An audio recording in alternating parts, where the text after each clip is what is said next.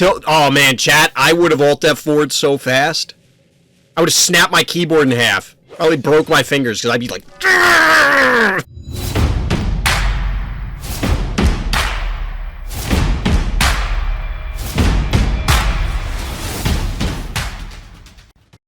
Welcome back, everybody. Welcome back. I may have fixed the green screen. Maybe. We'll see how it goes. It's not perfect yet, but I was messing around with the lighting because I've been debating buying like an expensive green screen. And I said, you know what? I'm going to go through, like I wrote down all the different things I wanted to test.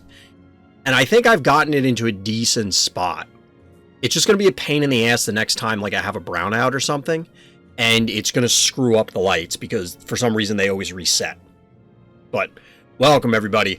Welcome. I see chat is very lively already. So shout out to everybody. I even see people coming back to Twitch. Haven't been here in a while. Welcome back, Zach.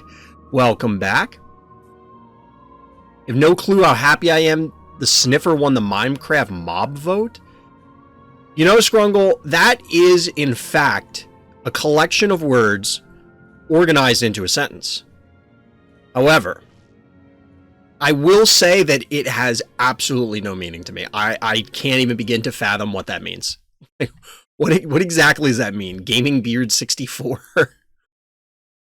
Bozo Hakune, Forgo, what's good? Welcome, DT. Welcome. Yeah, I legitimately don't understand what that means. And I'm not trying, like, I'm mostly making a joke out of it. What's good, Urk? What's good? How you doing? But I legit don't, I don't know what that means. So, Chad, I was playing a little bit of some other games offline today. Just a little bit. I had to do a bunch of real life stuff today. Pretty much all day. I didn't actually get a video edited today, which is bad because I'm behind on the schedule that I want. But I think we're actually into October for the stream recaps. So we're getting close. We're getting close. Doing good. Came back from the games grind at 156 out of 168. Ugh, pretty close. Pretty close. It sniffs up ancient seeds which grow into plants, and it looks like a six-legged dinosaur with grass on its back. This sounds like a Pokemon. Like, what? I'm confused. But yeah, speaking of the game grind, we did in fact hit this yesterday. I pushed myself over because I was doing a little bit of async. So we're getting there. We're getting there. But yeah, Chad, I was playing Chivalry 2 offline because it's on Game Pass right now.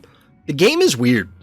The game is weird because it's either 64-person teams or 40-person teams, and it's all medieval warfare. So it's almost 100% melee. You can be an archer or pick up something like random things and throw them at people. The combo system is a little weird, and it's tough to actually make some of the things connect the way I'd like to. It's fun, though. I don't know if it'll be... Like, I don't know how much the stream will be into it. It's funny because, like, funny stuff can happen. But I don't know. We'll see. We still have to get through Scorn. Maybe. We'll see if we actually stream, like, the whole playthrough through it. It seemed as though people were enjoying it. But I think we're going to start out the same way that we started out last night. And that is, we'll start out with some highlights because Sivadas submitted an additional highlight since yesterday, which is pretty cool. Which, as I mentioned before, if you want to get games reviewed or you want to show up with a highlight like this from Sivadas, then hit up the Random Thoughts Discord. The link is, of course, in the description or ! Discord on the live stream. RTChompGG over on Twitch. So let's take a look at this highlight to get us warmed up. Quick aside, everybody, before we get into the actual content, I was accepted into the Phobies Content Affiliate Program, the content creator program, you might call it. Shout out to the Phobies team, and thank you for that. But the reason I'm telling you, everybody out there, dear viewer, dear listener, is to let everybody know that I do receive some compensation from the Phobies team as a result of being part of that program. Now, I loved Phobies before, and I still love Phobies now, and I expect I will still continue to love Phobies in the future, so look forward to more Phobies content coming from Random's Thoughts. So now, on with the show. This is another beauty kill, and actually the beauty kill you watched Friday was back-to-back with this one, but this game didn't finish yet. I don't know why people keep feeding me beauty. Alright, let's see. It's on Xylo again. It's on Xylo again, which is funny. Alright, let's see what Sivadas has in store for us. So bad guy has a beauty up here.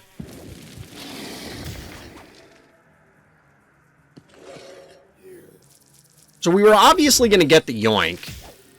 Get one hit with Maggie, one hit with AWOL. Like, was this pre-damaged or something? Oh, this must have gotten beat up. Wait. What? I just want to see when beauty comes out.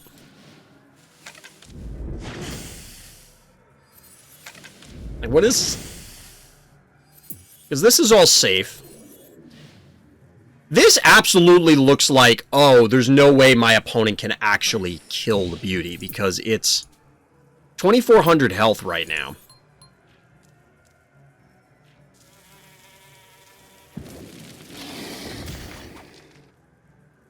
I mean, this is a lot of damage. This is off the stim, so that does... I mean, that's almost 700 damage. That's a lot. Oof.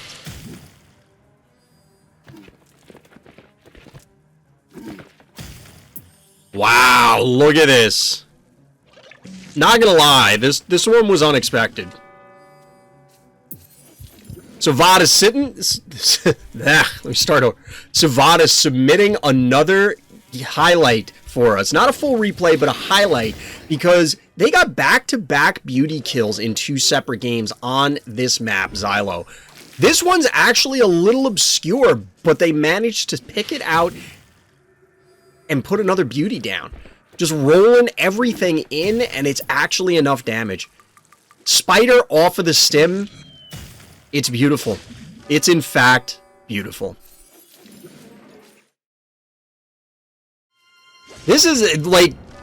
Honestly, chat, from this position, if you're the beauty player, we know that it's there. That beauty feels like a 1 key. I see what you're saying, Onda, but it's... I mean, this is a lot of effort to put into a 1 key, but I get what you're saying. It's just funny, like...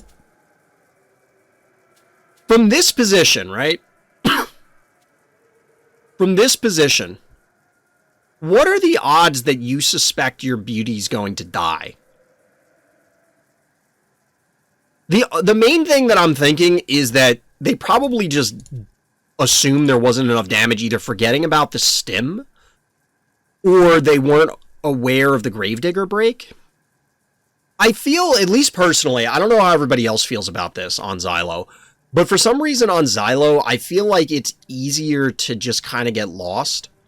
As in, things, I don't know, compared to other maps, it feels like there are more surprise plays on Xylo than there are elsewhere. I don't know, what do you think, chat? You have 2 little ones if you want to see? Yeah, just throw them in Discord, Akune. I'm assuming you mean highlights. But yeah, I don't know. There's something about Xylo that, for me personally, kind of throws me off. Where it just feels like it kind of catches me off guard sometimes. This is kind of annoying that it's still showing me Lippy screaming at me. Now he went away. Let's get in there, chat.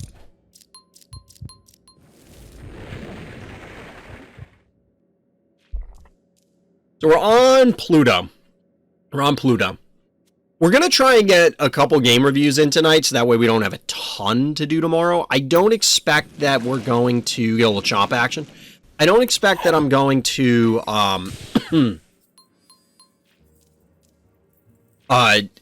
be able to do any variety tomorrow, because we're going to have pack opening. It's end of season, so there's going to be a ton of stuff going on. Hey, Taco, what's good?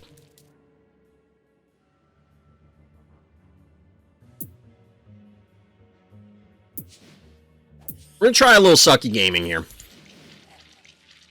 I'm not a full believer in sucky yet. I also don't know if I should get another 1-drop, but we're going to try it going second. I mean, that's fair, Akune. You get what you get out of it. Like, have you tried any of the stuff with the update yet? I mean, obviously you probably played on some of the maps, but...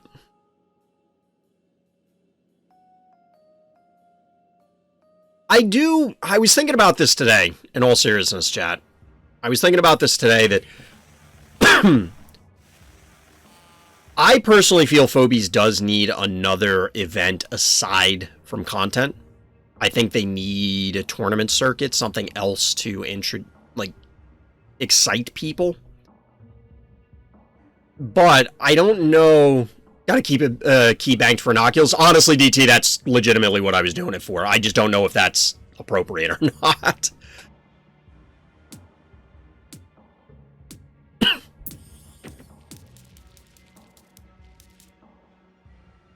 Fair, I guess. Is this... It's not off cooldown yet. Game has been the same since release day. I mean, obviously the new content changes things, but it's not going to dramatically influence things, I guess. Should I have taken this? Maybe. I don't know. What level's the Sucky? I think it's 8. I didn't realize Sucky drools. Oh, it's 9.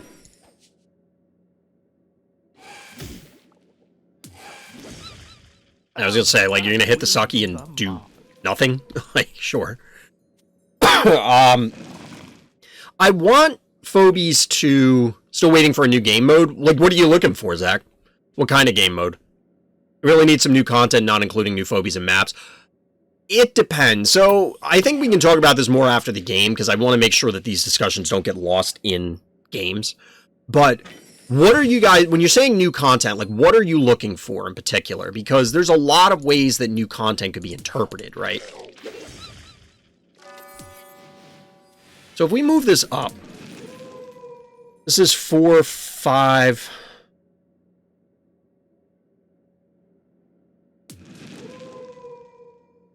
4...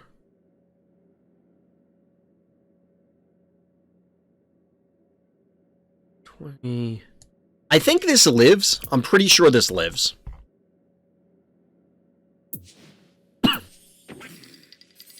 And if it doesn't, we'll do this just a body block to be sure.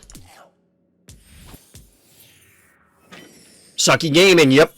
Just not worth grinding. Yeah, I don't think it's worth doing the ladder grind. I don't think there's any reason to try and push for Sum of All Fears 3. It doesn't seem to reward in a way that's significant enough. They need a casual mode, give people a place to play shenanigans and not feel the pressure of playing points for rewards. Casual mode would even make your quests easier to do. If they would give back quests in Frenemies, I think that problem's solved. Like, I don't agree with a casual mode. I don't see a purpose for it. That's what Frenemies is for.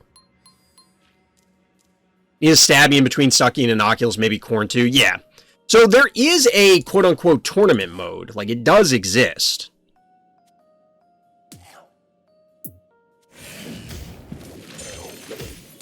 I don't think there's any way we get this, right? Actually, there is. I don't know if that's worth it, because I think they possibly kill both of these.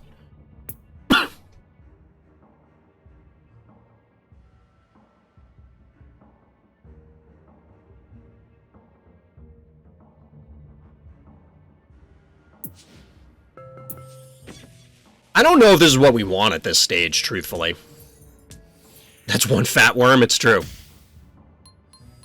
Someone's name is King K. Rool. I think I've seen that person. I think I've seen this person. Honestly, just something to renew the game experience. For example, there are challenges which aren't async or arena, just kind of new game mode or something like that. I can't point my finger. I mean, that's fair. I don't... If you can't...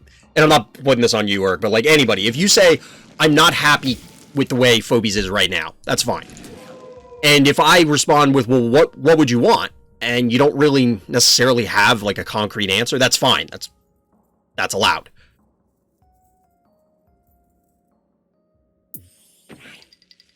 But the way you want to complete quests should be implementing them in your gameplays and maybe having fun with them. That should be a pure innocent idea. I think quests should be something you like accidentally complete. They should not be something you have to expend effort. like, encouraging certain gameplay patterns, I'll be honest, I just don't care about that. Like, I just don't care.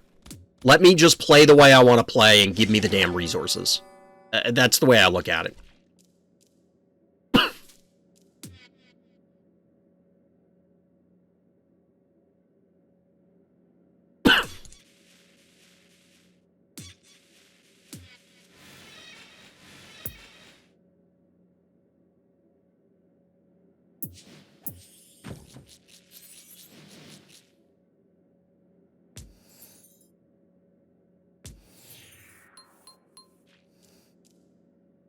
I like the idea of a casual mode, but I see it sucking players away from Arena. Yeah, absolutely. It's going to pull people out of the existing player pool, and there's really nothing you can do about that. That will 100% happen. Whether the Phobies player pool can sustain that, I have no idea. Like, maybe that's perfectly fine.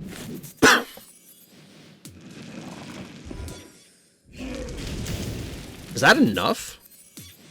Wow, that's enough. I mean, we should get all three.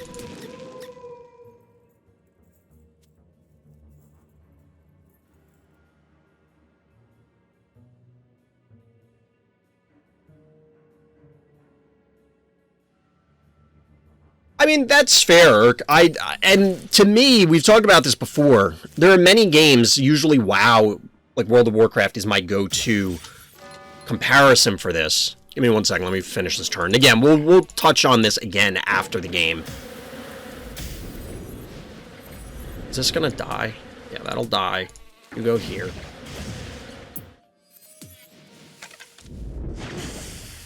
Actually, no, we can't do that. Because this is going to get pulled forward, and I don't want that.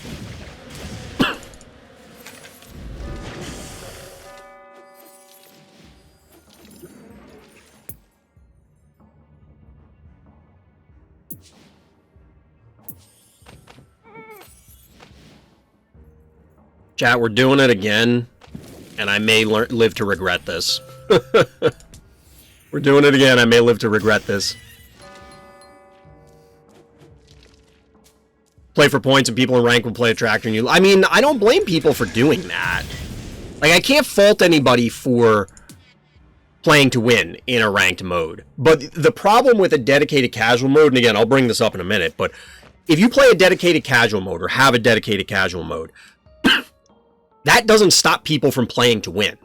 In fact, it's more likely to encourage people to play to win because your games are going to just be people crapping on you.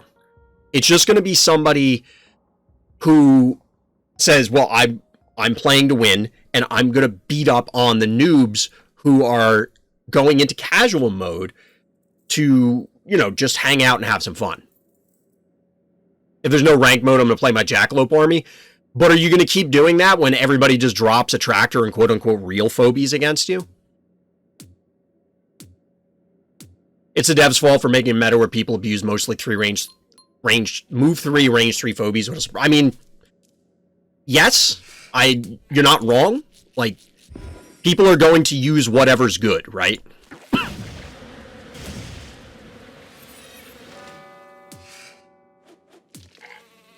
This hits for 1,000.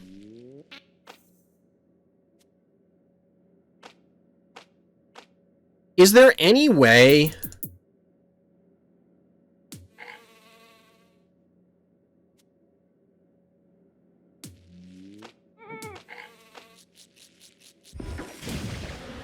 This is somewhat risky. But they have to walk away. Like, they can get a hit and then try and walk away, but that's not... They have to walk away twice. Or otherwise sheep connects.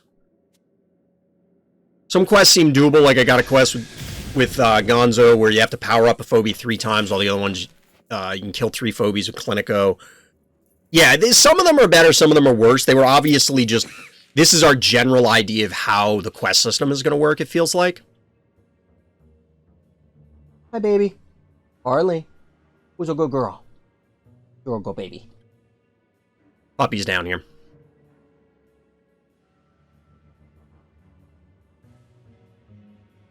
That's part of it with the pack system, Scrungle, but that's the reality of the way games work now. Kill 6 mechs with Henrietta. Yeah, some of the quests are super dumb.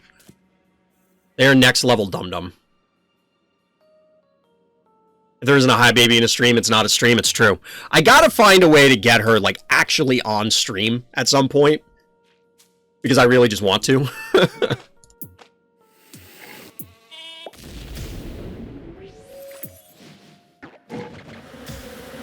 I'm trying to figure out the puppy cam. I'm not lying to you guys when I say that. It's just not as easy as it may seem. She's kind of camera shy.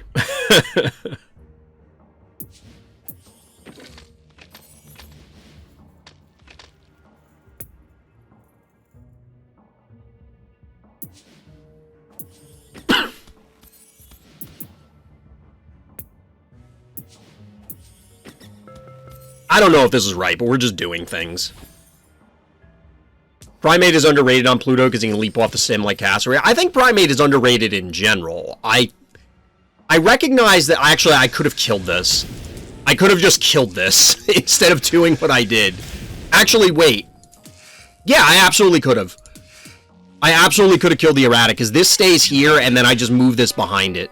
And the game is over. It'd be more fun if they added something like challenge mode and change it every week where you can only use undead phobies next week. Yes and no. Honestly, like, a lot of people have asked for that, Zach, or something similar. I straight up wouldn't play that. Like, I don't really want to do that. They'd have to incentivize it, and it would have to be substantial enough in the form of resources that I would want to do it. That's the main reason why Dave... I don't know who that was, Akune. I believe you, I just don't have any idea who that is.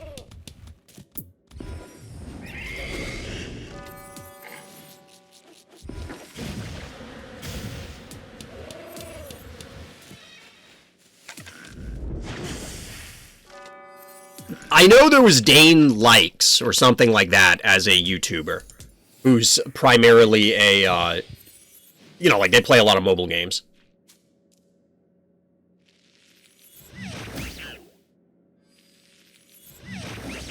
Yeah, that's fair. I don't expect anybody... I'm terrible with names. You know what I can't remember the Phobies names half the time. We're literally playing the game at the moment.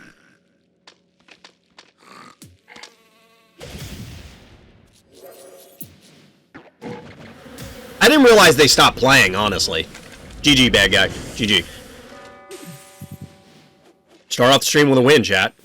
There we go. We do have to talk about serious stuff, and that is the upcoming elections in the United States, specifically at the end of this year. That's upcoming. It's important that you get registered to vote. If you're not registered to vote, make sure you go do it. If you already are or intending to get registered, make sure that you vote. Exercising your vote is crucial in a democracy, especially one that is in peril at the moment in the United States due to the Republican Party. Full of fascists, full of lunatics, full of theocratic or would-be theocratic dictators. You can see it in their rhetoric, you can see it in their actions, you can see it in their votes. It's important to make sure that you vote not just for federal office, but state office, as well as local offices, everything. All of it matters and all of it influences your community, your state, your country. I can't stress this enough. I just plainly can't. You must get out there and vote. The country is going to need it, not just in this election, but for the foreseeable future and always. You should always be voting in elections. Make your voice heard. Secondly, make sure that you are helping out with charities when possible. You could be volunteering. You could be donating money. You could be donating goods. You could just be supporting them in whatever way that they are looking for help. Local food banks, national efforts, international efforts. We live in a world where there are always going to be man-made as well as natural disasters. And the human cost that has to be paid because of these things that happen and things that are forced upon people, we got to find a way to help these people out. That's the bottom line.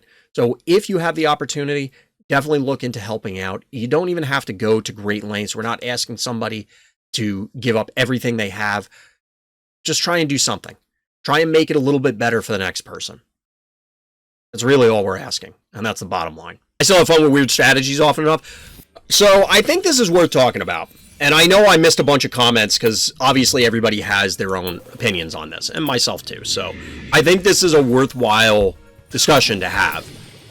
Maybe this is something I'll need to do a separate video on. That dang guy used to upload Phobies videos. Yeah, that if we're talking about the same person. So I don't watch very much YouTube at all. Apparently I made sucky meta in a matter of weeks. Well, we were talking about it, DT. I don't know if they went sucky because I did, or if they actually planned on using sucky. I haven't seen many other people use it.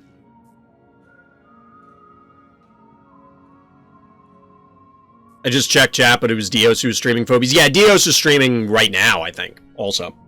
So shout out to Dios.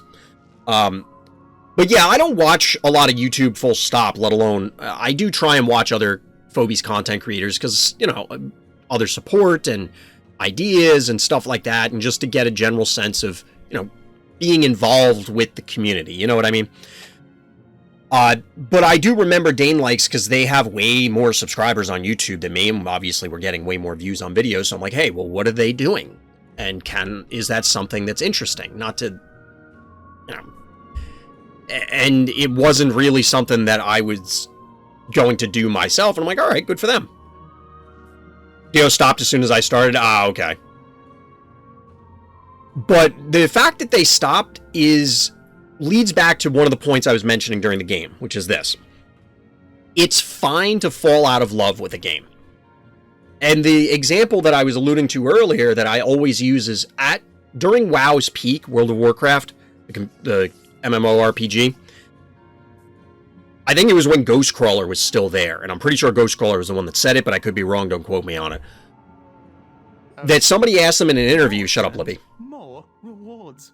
Somebody asked them in an interview, what do you say to somebody who says, well, I don't like the direction you're taking the game, I'm not having fun anymore? And their response was paraphrased, basically, that's okay, we'll still be here when you want to come back. And I think that's fine. After a while, if we all lived forever and had an infinite timeline, yeah, we would probably get bored of playing Phobies, or any game for that matter. You almost, as a human, require the RNG, require the things that everybody says they hate in order to keep the variability, and obviously, therefore, the variance, which causes the variability, in the gameplay to keep things enticing. If you're at the top of anything, it's still difficult to maintain that because boredom, for lack of a better way to put it, is a difficult thing to fight. It's axiomatic. It's difficult to fight it, especially in Phobies, because Phobies inherently is deterministic. The Phobies do what the Phobies do what the Phobies do. There's no, that's XCOM, baby, moment where you miss a 99% shot from, you know, inches away. You ever see that screenshot where it's XCOM and it's one of the XCOM operatives with a shotgun literally pointed right at the face of an alien, and it's like a 98% chance and they whiff the 2% chance? It's not good. Well, it depends, Scrungle. There's a lot of things that go into that. That's why I was constrained to the context of Phobies. Or missing above 100% shot. Is that even possible in XCOM? I wouldn't doubt it, because that feels like an XCOM thing. But the whole point is that I personally hate variance in games. Honestly, playing Phobies has ruined card games for me, because I've tried to go back to a lot of card games, and it's very difficult, because it's like, I can't. There are times where you do everything right and lose. Now, that can still happen in Phobies because somebody could out-level you. You could play perfect and lose because they have 20 levels on you. They have 50 levels on you. They have 100 levels on you. Sometimes you just lose. There's nothing you can do about that. But if everything's equal and you play perfect, you know, that's super difficult for obvious reasons, the Phobies are going to do what they're going to do. As opposed to a card game or other games where there's variance, and sometimes you'll just lose and it's completely outside of your control. It could be matchups, it could be whatever. And again, matchups, because of incomplete collection, stuff like that, can still happen in Phobies. So I absolutely understand when people get bored and they don't like it. To me, this is the unfortunate part. It feels, and I've said this before as well, privileged by and not like, it just feels privileged that the WoW team, the World of Warcraft team, was able to say that at that time. Because at the end of the day, yeah, they had like 100 billion players. Yes, I know there aren't that many people. It's called hyperbole, internet. You may have heard of it before. But they had all these people playing that even if they cut their entire play base in half immediately, they would still be dwarfing everything else at that time. Like, they were just crushing it. So it's easy to say, hey, if you don't like it, take a break, and then come back when you're ready to play it again, and hopefully you have fun then. Now, Phobies doesn't have that luxury, and I see there's a lot of stuff in chat, so I'll definitely read it in a second. I just want to get this point out, and there's more, but Phobies doesn't have that luxury. Whether we like it or not, Phobies is just plainly not as big as WoW was, and probably, I mean, let's be realistic. Is Phobies ever going to get that big? Probably not. I hope it does. I hope it does. I hope it exceeds that. But let's be real. What are the odds? So, if Phobies isn't going to get that big and it hemorrhages people, it's easy to say, well, if you're not comfortable with the game right now, take a break and come back. But if everybody does that, the game might not be here. You know what I mean? It's not even if everybody does it. I don't know what the numbers are. I have no idea. And again, content affiliate, they give me coffee and stuff. I'm trying to be real here without, I don't have any behind the scenes information. I'm just saying this stuff from experience with tons of other games and playing games for decades. At the end of the day, you need the people to play the game, and you do need to keep people happy. And what spawned all of this, if you didn't watch the arena game preceding this, is talking about different modes and trying to rekindle that spark with the game. Now, I'll put in my 2 cents in a minute for this part of it. Let me take a look at what chat's saying.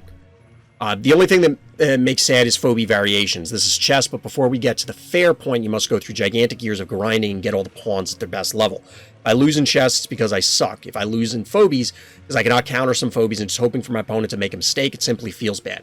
I am with you on that 100%.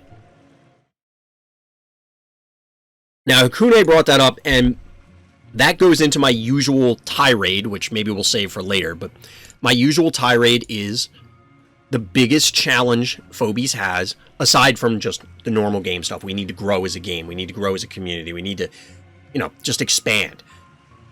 The biggest issue that is hindering that is the economy. And I could go into a long tirade about that, but at the end of the day, Phobies is just plainly too punishing. And they need, this sales, and I don't know the company's financials. Maybe they literally cannot operate Phobies with lower, charging less than this. But I think the sale price that they have everything at should be the standard price, and then the sale prices that are happening now should be even lower. Put everything on sale a quarter of what it is now, as in the regular price, and make the current sale price the regular price. That sounds weird, but hopefully you understand what I'm saying. It's just too expensive for new players, I think. I think it's just, it's problematic. And I think that there are a lot of issues with people unable to do cool and fun things, because even if you get a brand new phobie, if you're up towards Sum of All Fears, your stress level 70 plus, guess what? That phobie is just, you might as well not have it for another 6 to 8 weeks, especially if you're free to play. That's just the bottom line, which sucks. That's a huge feel bad thing. Atona's saying, I find that managing variance is a skill I enjoy. If something feels overly deterministic, it can be super fun until it feels redundant. I think that's how most people are, Atona. It's easy for somebody, and this is, and I know I'm preaching to the choir, especially with chat. And if you're out on there on YouTube and I'm preaching to the choir, let me know down in the comments. But variance is something that everybody claims they hate and very few people actually hate. It's one of those things, and we talked about this in other contexts before, that players are very good at identifying things that either they don't like or are bad, but not necessarily fixing them. And the thing is that saying you don't like the variance, not you, Atona, but just in general, me saying that I don't like variance is fine. But how do you address the problem with variance? Is it actually the variance, or is it the loss of control that I don't feel like I did anything involved? Because you can definitely design a game that has variance, but still makes the player feel engaged. And that's the thing most people want, is that they feel, and again, I'm emphasizing feel because it's not a quantitative thing, it's a qualitative thing. It's a gut feeling that I influenced the game, I played a game, I did a thing. And variance feels like it steals that away from you, but that's not always true. Like Atona is saying, you can still play to the best of your abilities, lose to variance, and possibly come out feeling good and say, hey, I got bad beats that time, but I played fantastic, and I took them all the way to the final round kind of thing. To the final count. I absolutely hung in there. And some people love that. I don't. But I am absolutely a very small minority when it comes to that. Most people will say they don't like variance, but actually do because it does affect the gameplay. Otherwise, because I had this, I don't want to say argument, but we'll say a heated discussion with somebody when I was playing card games. And I said, I was going through my usual tirade of why I hate variance and why I want more determinism and stuff like that. And their answer was, why aren't you just playing chess? And to me, the real answer, and this may not be true for everybody else, is Phobies. How does Phobies answer this? Phobies has a lot of things that draw me in that are not directly gameplay related. Namely, the Phobies, the atmosphere, the Vorthos. Chess started to bore me because it's like, okay, I'm not attached to any of this stuff, but I can get attached to Murder Wing. I can get attached to Snowball. I can get attached to bees. Like, these are things that are engaging to me. And I know there's a lot more in chat where we may be on this topic for a while. I used to love Battle Cat, sort of a tower defense gotcha game, but it got so samey to me to the point where I don't even think I progress in it anymore. Just log in sometimes, get free. Yeah. I mean, that's the thing, is you have to keep things engaging, and that's what prompted all of this, is the idea of other modes, which we will get to eventually. Just missed whatever the discussion was mainly about because I was busy cleaning. Oh, no. I hope everything's okay, Taco.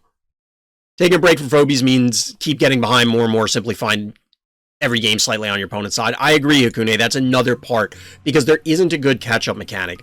That's another thing that WoW had in its favor, where if you took a break and you skipped a few expansions, they started introducing boosts. Or, you know, obviously you join up and join a guild, and there are ways to power level you to get you up to the current content. Because they always squished everything so that, hey, entice everybody to buy the new thing, and it helps with onboarding. Phobies absolutely needs help with onboarding. And that isn't just new player onboarding, it's old player re-onboarding. People that walked away and are trying to come back, because if you come back and suddenly everybody, like, think if you quit over the summer. Like, after full disclosure, you know what? A tractor has just ruined this game, and you uninstall it. March of 2023 rolls around, and they do a, let's say, like, 1 year celebration. And you're like, you know what? Maybe Phobies wasn't that bad. Let me get back in there. And you queue up, and somebody in freaking heebie-jeebies has, like, level 25 Phobies. And your stuff is sitting at, like, level 7. What do you think is going to happen to that person? You think they're going to continue playing? They might go, you know what? Let me see how long it takes me to get to that. And then the first time that they start to hit the really high incline of how to get from stress level whatever to stress level next whatever, they're going to check out. They're going to check out. Phobies model also makes it so there isn't really a good jump on point. Exactly. Yeah, there's no great onboarding. If I want a pure strategy zero variance game, I'd play Go. I mean, this is pretty close. This is pretty close. But honestly, DT, like, I do want to get into Go more. I keep saying that. I mentioned it before on stream, but I think Phobies is like my lifetime game. This is a game I could literally play forever as long as they keep it going. And they don't even need new content. It's really just, like, if they cut off, gave everybody full collection, they'll never do this, give everybody full collection, give everybody every Phobie, and then just release new maps, I would be perfectly happy. That is not enough for most people. And that's kind of what spawned the whole discussion. Well, part of it anyway. Alright, chat, we're back. So the last comment that I had continuing from earlier that I saw, and like I said, I'm sure there's tons more, but Urk was saying, I think the main problem is, and I'm just completely assuming, is that they have all these channels in Discord with community feedback and ideas for the devs, but I've never seen yet that they implement any of that unless it's some community events and stuff like that. The only thing that comes to mind is the level 1 frenemies games, but we don't have much from that. So the frenemies thing, I think, does need people to... We need more people to do things with it, like Fright Night. And admittedly, I need to do more. That being said, the frenemies mode, level 1 frenemies, is pretty much the reason I don't think we need or even want casual mode. Now, it's nice to just be able to queue up, especially if you don't necessarily have people that you can just call up and say, hey, come play Phobies with me. You know, I'm going to queue up a game, let's play. But I think that if people, you know, searched out games in the Discord and said, hey, let's just play some games, or in my Discord, it doesn't matter, whatever Discord, dude, whatever forum, wherever, you know, you congregate, if it's Facebook, if it's Twitter, if it's TikTok, like, who cares? That's where you go. The other piece of it, and I know you're not saying this, Urk, but because I'm sure there are people out there that are thinking this, though. Honestly, not all the suggestions are good. Like, they're just not. Additionally, some of them may not be able to be implemented or can't be implemented quickly. Like, think about it. The frenemies mode thing has probably been suggested since whenever beta was. That had to have been... There is zero chance that the devs have not already thought about pretty much every suggestion that comes up, right? Including that. And that was probably already on the table way back when. So if they were already developing it, but let's say somebody suggested something that genuinely the devs didn't want to do or couldn't do or didn't think of today. I would not expect that to be implemented until April of next year. It just takes time. Coding it, testing it, deploying it. I mean, they may have to actually research, is it even physically feasible to, technologically feasible to do? Phobies is fun until your async games are empty or no one is reacting to your games, and Arena can suck at times so you just can't constantly have your teeth kicked in. I mean, yes, if you're losing, I mean, losing is hard. It's definitely tough. It's definitely tough. I prefer Arena. I just do async for the resources because that's how I can keep up level-wise. I can't turn over. It's easier for me to run through those games. Like, it's faster for me to run through those games than it is to try and do a whole bunch of Arena where I have to sit there, which kind of sucks. I took a break for 3 months and I'm getting people who have level 12 jar and have a level 7 jar. Really? What rank are you at, Zach? Because it's supposed to D-rank you unless you're in Sum of All Fears. If that's the case, I think you're stuck. I think you're straight up stuck. We have variants about maps. The map change every week is the most brilliant idea of this game. The map rotation, the undo system is something that chess would sell its mother to get. For Phobies, make the changes more often. Don't be afraid of switching the meta. It's annoying, but at least you'll see different Phobies. So that's kind of what brings me back, Akune, to one of the earlier points. I don't want the meta to change. I am personally... Now, this is me. And then we'll talk about what might be good or bad for the game. I am perfectly fine if they cut 70 Phobies out of this game right now. They could probably drop the roster by half or more. And those are the only Phobies at all. And I would be perfectly fine with it. But again, I liked chess. I'm fine with Go. Now, don't get me wrong. I like having them, and I like having the option to do these things. But the fact of the matter is that just arbitrarily buffing or nerfing things to make the meta forcibly change is not inherently better than just simply letting it naturally evolve. It's the same thing that people complain about in MOBAs or other games, namely card games. I'm sure you've encountered this too, Akune, that people will bitch and moan, and it's especially going to hurt, going back to one of the earlier points about onboarding and returning or newer players. It's especially going to hurt those people with smaller collections where it's, hey, I finally opened Beauty. And then next week, bang, they shoot Beauty full of holes. And it's like, but I spent all that money and time and energy to get Beauty and now I don't get to play it? That's a huge feels bad for people. Like that's just not good. I think that that's going to cause way more problems than it's worth. I think the answer is, and I've said this on many occasions before, the maps. Just fix everything with the maps. Now, can you fix 100% of the problems with maps? I'm not sure.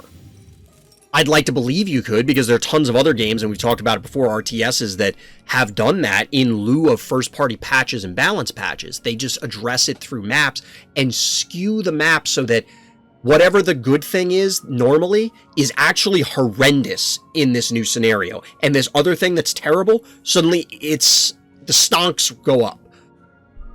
Is that feasible in Phobies? I think it might be more appropriate, more feasible, but we'll have to see. I've lost so much motivation and phobies, I'm getting bronze. I think a lot of it is the treadmill grind. If the carrot wasn't so far out there that it was more easily achievable, I think more people would be more invested. But I think most people come in and they're like, oh my god, this game is great. And then after a while, they hit that wall, wherever it happens to be for them personally, and they go, okay, this is kind of plodding, like this is a grind. And then they get into, all right, well, I'll just force it to, like, I'm going to get that gold pack. I'm going to get to this. And then they get there and it's like, that was not worth the effort. And I think that's ultimately what it comes down to, is in a lot of scenarios, a lot of people are just saying, it's not worth the effort for me to get the gold pack. It's not worth the effort for me to do this stuff. And I can't blame them. I think I'm about ready to post my low budget cosplay. I can't wait to see it, Onda. I appreciate that, Rock Swan. I am streaming other stuff. I mean, maybe we'll get to some scoring tonight. We'll see. But I'm enjoying Phobies. I mean, part of the content affiliate requirement is I do have to have 50% of my content be Phobies related, which I could cut back and still accomplish that easily. But I mean, I'm personally still enjoying Phobies. The Ultra Rare no longer gives you satisfaction to keep playing. I mean, I agree. I don't... Getting random-ass Ultra Rare, I don't know. I mean, it would be nice, because the ones I'm missing are good. You know, like, the ones I'm missing are still really strong, but... I personally don't like opening packs, and I've talked about that before, but I think part of it that may burn people out on it as well is... Again, it's the ratio of effort, whether it's time, energy, or money, to pay out. And if you have to put in a ton just to get a thing that's not even good for a while, because then you have to level it up, it takes all of the enjoyment out of it. It's like somebody handing you a gift and then immediately taking it back. I don't know. Map rotation for strategic variants is brilliant until the floor's lava hangs around for 8 weeks with no discernible reason for no explanation. So here's the thing. Let me ask you this, chat, and there's still more comments I gotta catch up with, but if there was literally no map rotation, and the ladder as well as frenemies 100% of the time had 100% of the maps, good? Bad? How do you feel about that? Because I have thoughts, and by the time I get down there, we'll give people time to figure this out. I'm here only because of content creators, mostly. At least I can complain at company. That's fair. Yeah, exactly, Akuda. You beat me to that point about the underleveled ultra rares.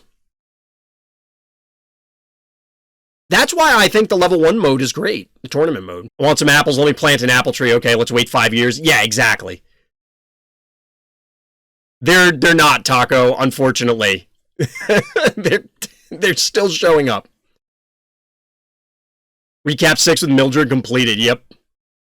Still avoiding some of Volfears in Arena, and I'm in Doomsday in both. Gotcha.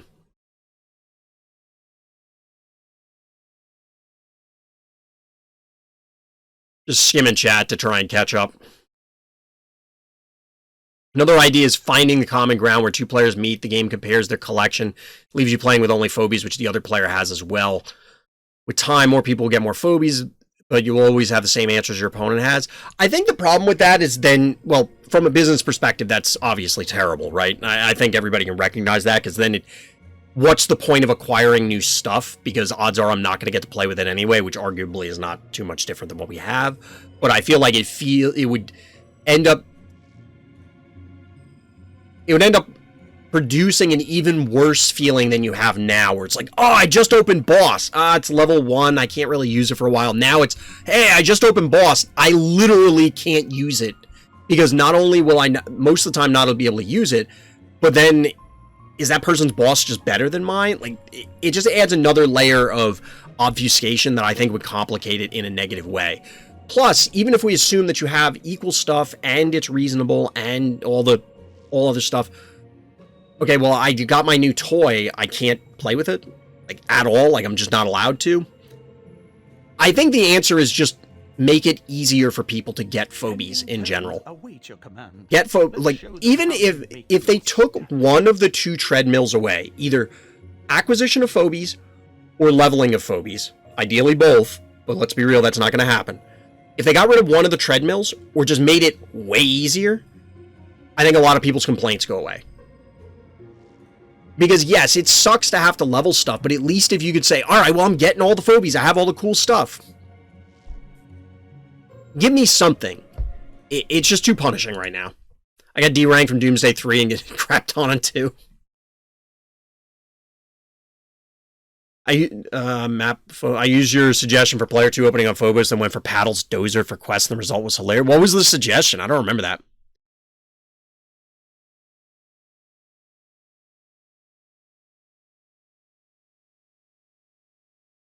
You're opening your first horrific pack? Nice, bozo.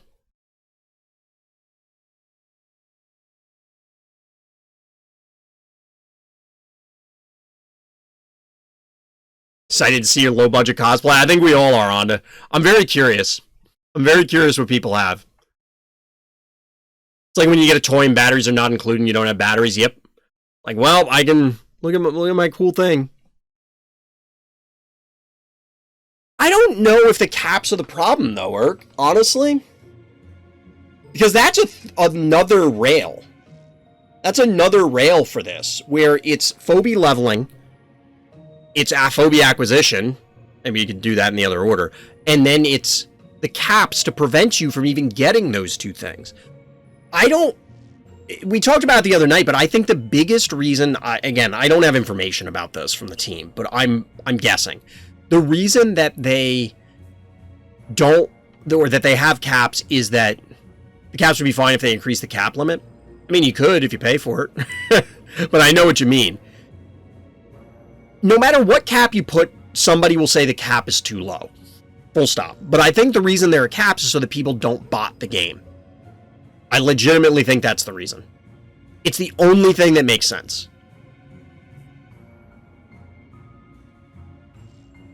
And I think if you remove the caps, it actually might push people more to Arena, because eventually people will fill up their async games, because I don't think that cap is going away. That might actually be like a server resource restraint or constraint, and that would push people into Arena just because, like, hey, I want to play a game.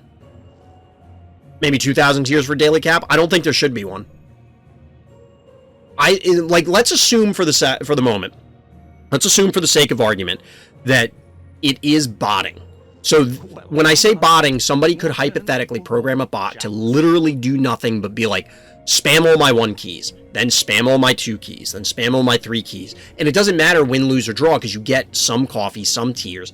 And then if you have that run 24/7 for some period of time, you'll eventually max out the collection, then you could, I guess, sell it.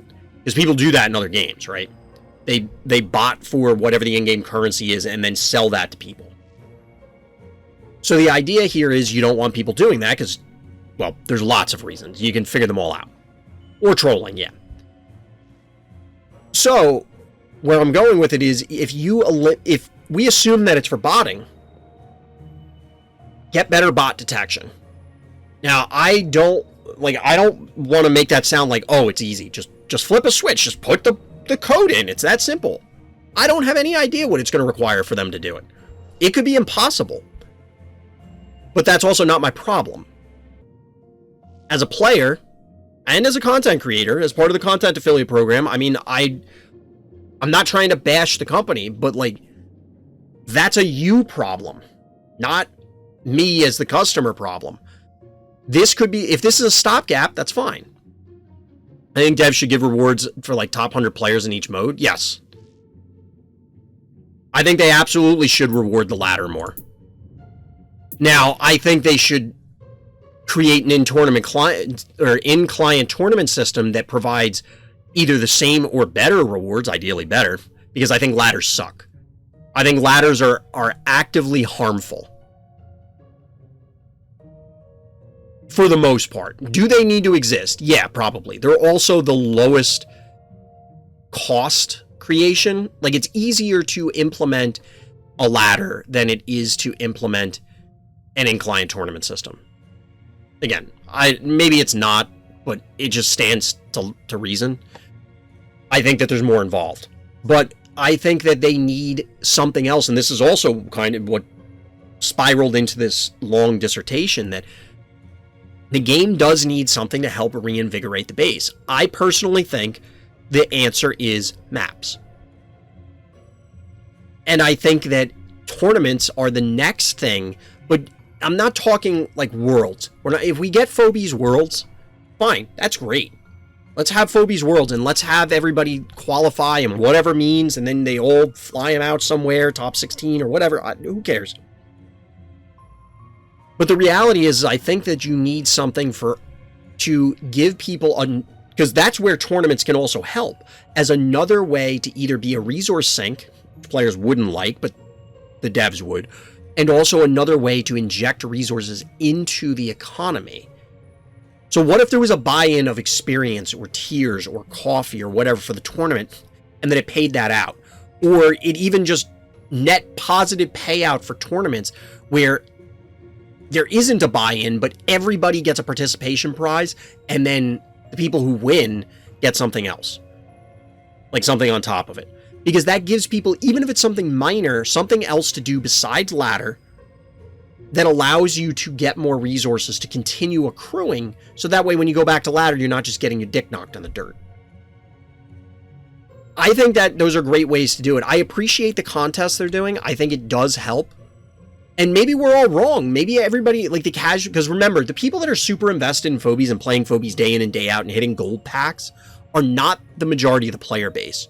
The majority of the player base are people that are playing Phobies while pooping. We have to couch this entire discussion in that. The majority of players are super casual. They play 1 or 2 games a week, maybe even a season. That's kind of what it comes down to. It kind of makes sense, but it also sucks that they're limiting the fun and huge potential of this game just because of cheating. I'm not a dev, but I'm pretty sure you could program an anti-cheat system. Yes and no, because you can see it in even full AAA titles. There are people who bot and cheat in those games. Before, like, there are already cheats from this was a month ago, the new Call of Duty that is not out yet.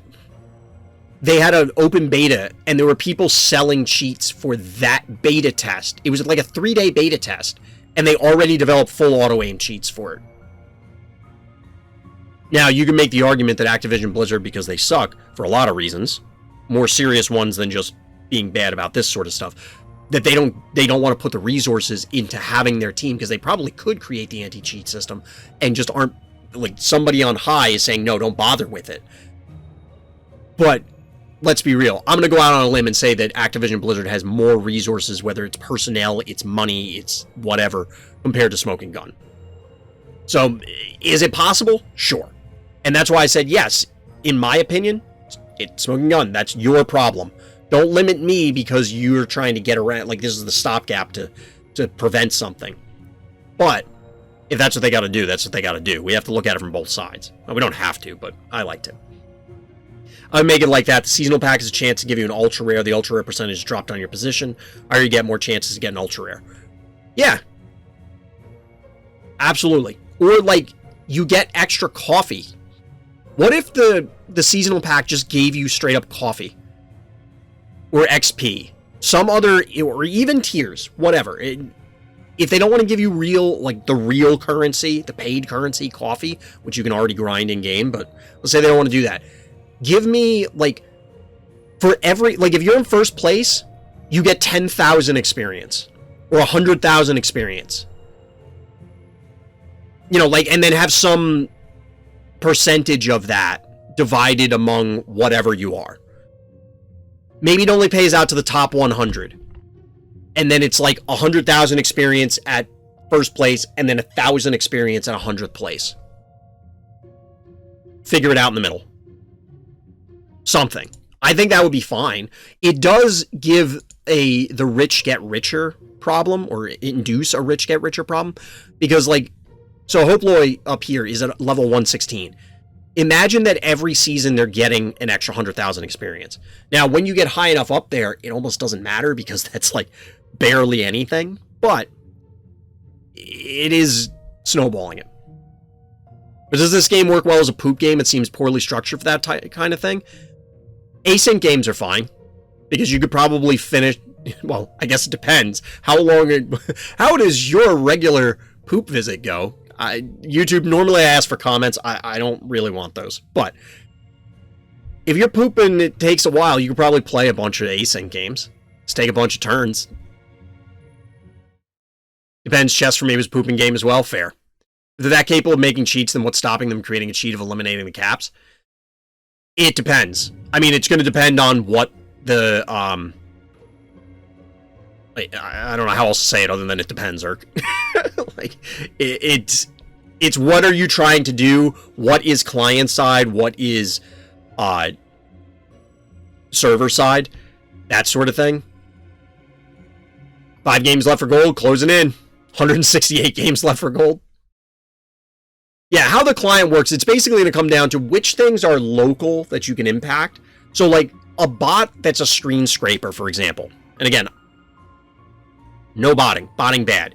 But like a bot that's screen scraping and literally just clicking on your vault and saying, do this, advance my guys, do this, advance my guys, just super simple, is going to be way less complex than literally hacking the smoking gun servers.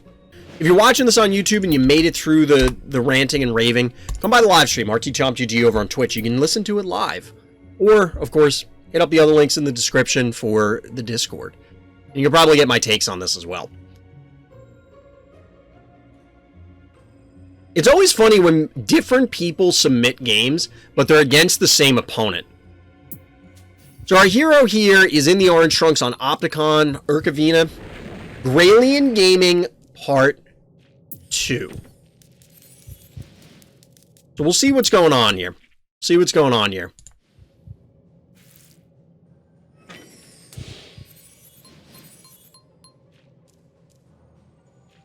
You saw that in the spreadsheet, Urk? Yeah, it's just funny. It happens every once in a while, and it's always interesting to see that. I mean, when we're getting, like when Onda and Gamer and A-Trend and stuff like and Hakune and a number of other people that were hanging out the top of the ladder, and it's like, okay, well, it's the same people at the top of the ladder beating each other up. That makes sense, you know. Last night you met Urk in Arena. My damaged bachelor can't get killed by his razor mouth, so it's funny, but it feels bad at the same time. Yeah, that... level differences. So our hero here has a unique opener with a very wide approach, getting triple 1-drop here on Opticon. Bad guy is also a little bit oddball, but the stabby is also weird, especially as I have no idea why the stabby's back here. Like, why not advance the stabby up? Ooh, we get a boss. We get a boss. Even panic points for now. Even panic points for now. They won't be for much longer. Obviously, boss is gonna get fried cat here. Ooh, but we do get a Gralian. Followed up by the Carnival sponsor themselves, Bowmangles. First few games on this map, I didn't know what to open with. Ah, okay, this is your first few times playing this. This is a weird map, and it's another one similar to Penny Drop that has been gone for a while. Penny Drop is still... I feel like that map was just straight up deleted from the game. Because it just has yet to reappear. I have no idea what the algorithm is that determines the rotations.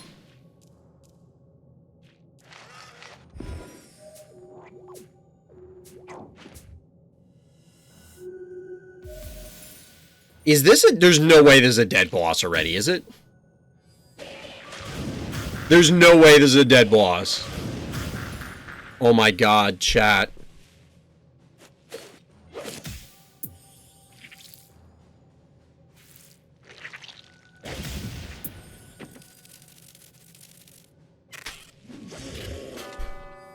Chat, what turn is this?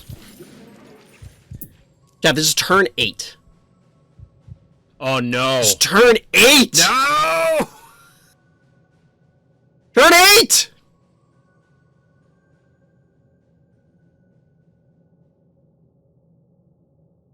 How mad is this guy? Dude, how mad is this guy? This bad guy is pissed. I'm clipping this one. Hold on.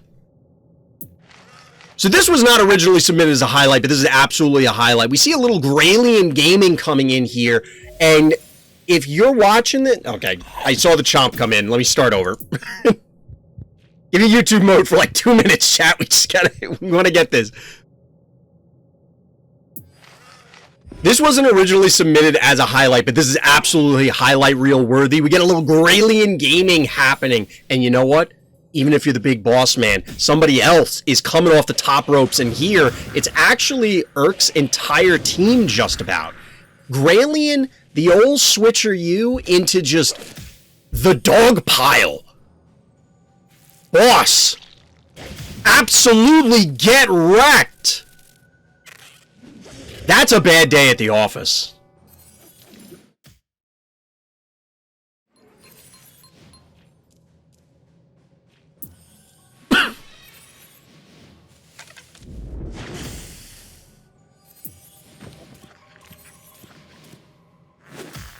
Yo, that guy's gotta be mad. That guy's gotta be pissed.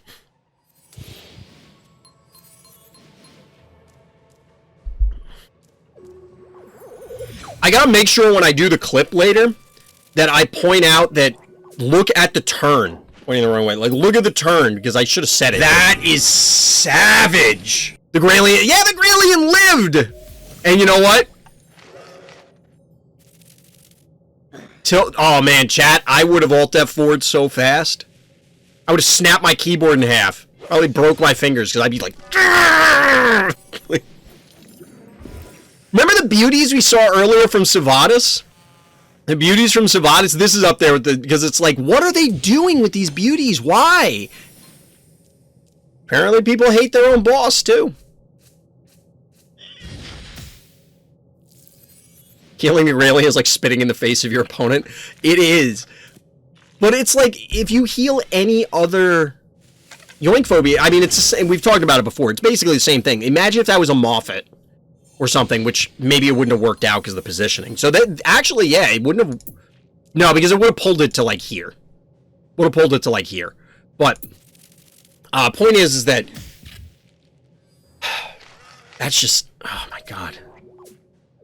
This game was over as soon as that happened. That is just... That's too backbreaking. You can feel their heart just drop. They're looking like Ted right now. They're looking like Ted right now.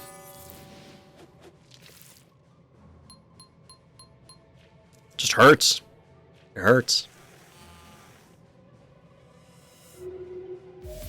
Get a little heal. I don't even know what else to say about the rest of this game. Let's go for the second old switcher. I mean, it's going to happen.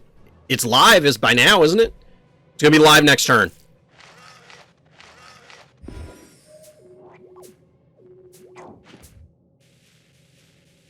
This one's a little weird. They're going to have to offer it up, but at some point, there's going to be another switcher you. Oh, you missed, Rock Swan. You missed out. I clipped it, so if you want to take a look at the clips. Can we all agree that the aliens have the coolest move animations? I don't know if it's the coolest, but they're absolutely cool. I think they have one of the best attack animations. I think they have one of the coolest attack animations for sure.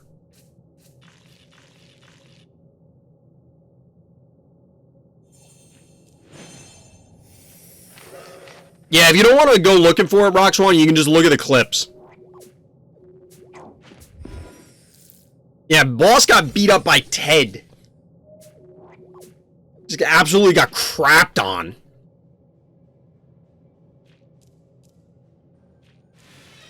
I think I saw the clip in Discord before. In the main Discord? Yeah, I think I might just name the clip like Turn 4. Just so people actively look for it. Oh my god, chat, it's happening! It's happening!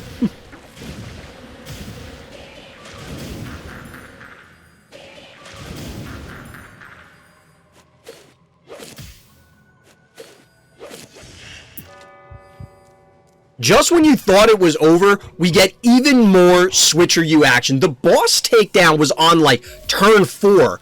But that Graylian lived! And it lives to cause even more destruction. Oh, baby. Oh, baby. Man.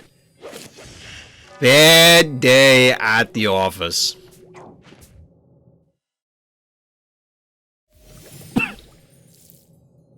You know what's funny, chat? Despite me yelling like an asshole, the dog is so sound asleep that I can hear her dreaming because she's like yipping in her sleep and I can see her paws moving. She's definitely chasing something.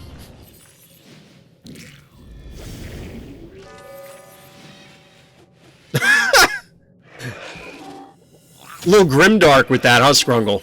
Guy just can't take a joke. Like, if you make a casual comment like,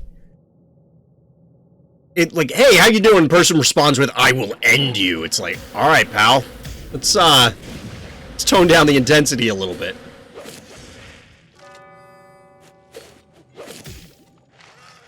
You know what's the funniest part of this, chat? Like, look at this board position.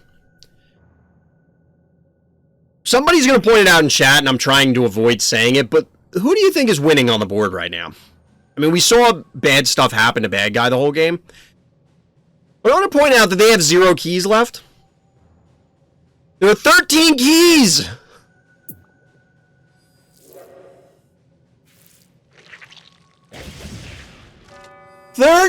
Keys!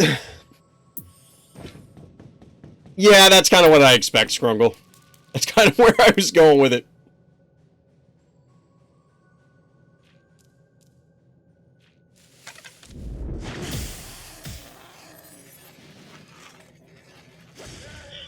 Reminds me of a game I won where it was 16 keys still sitting in my pool. Was it against me, Hakune?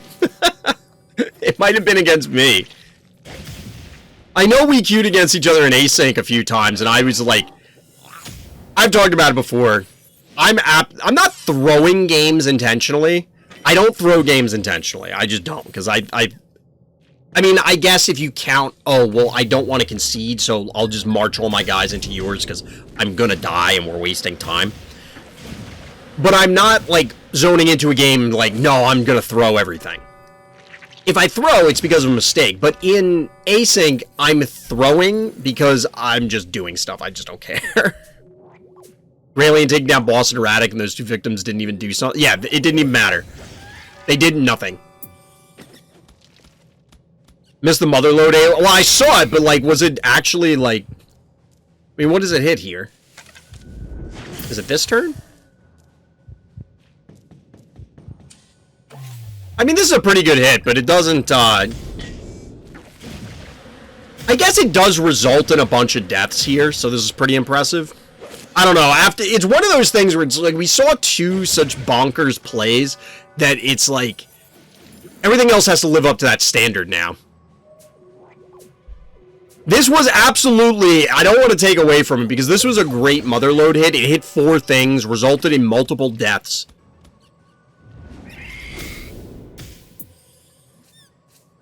Because, like, it was Gesundheit, it was Murderwing, and it was Pterodactyl. That's actually pretty good. But, I mean, the Graylien stuff just was so off the charts that it's weird scoping. I have to, like, reset my brain to be like, no, there are other things that can be good plays, too. It's not just Graylien. GG. Honestly, after the first Graylien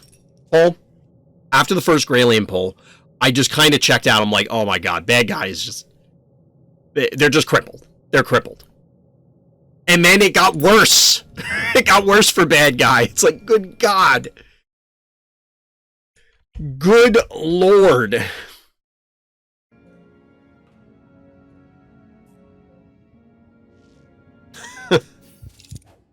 Alright, so we're not on COUL-ruh-FOE-bee-uh, even though we had that for a few games. 2 left for gold, getting close. Paladin build would own on that map. I mean, that's what we saw in the first game.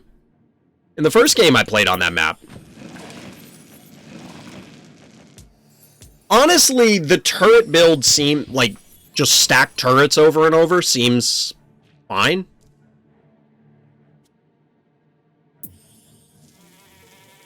Like, that seems completely reasonable. Which is kind of dumb when you think about it.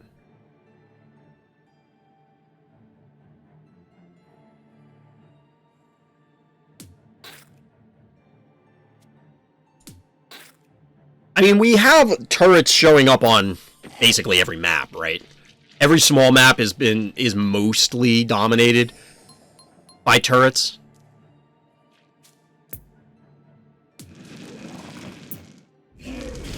It's just kind of an unfortunate fact of the game.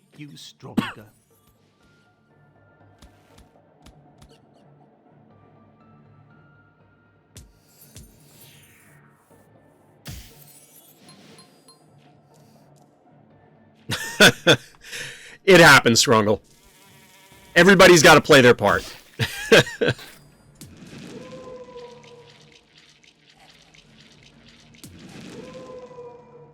Seen a lot of suckies lately.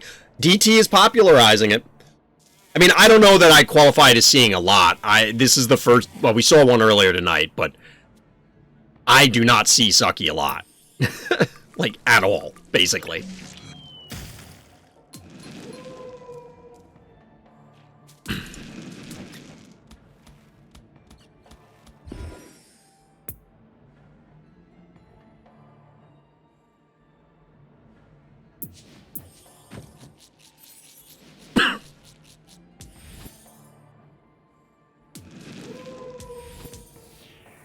You've seen a lot of sucky from your opponents? Really? Me on my way to encourage people to use Graylien? I think people just don't have Graylien or they would use it. Legitimately. Like, I don't think... Sucky is a wildly different story from Graylien, where Sucky doesn't get used because people think it's terrible. Graylien doesn't get used because people don't have it. Like, those are two different scenarios.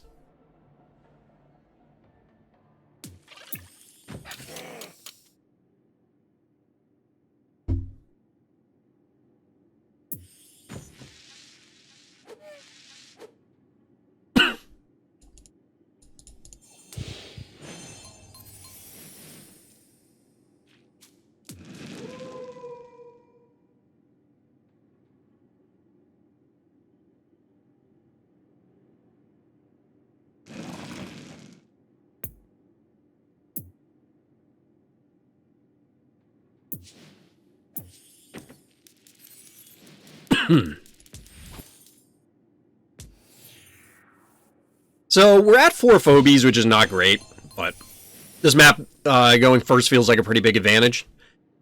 Yes, and pretty much all the maps going first is an advantage. But I don't know that it's necessarily much more so on this one compared to others. Hope you get your 3rd Ultra Rare in a row from Gold Pack tomorrow. That would be pretty sweet, Urk. That would be pretty sweet. Bigger maps feels like it matters a bit less. It depends on the map. Because, like, Phobos, I think going first is an enormous advantage. You're gonna get a bronze pack and you know it? Is it because you haven't been playing Scrungle? Is that how you're so confident?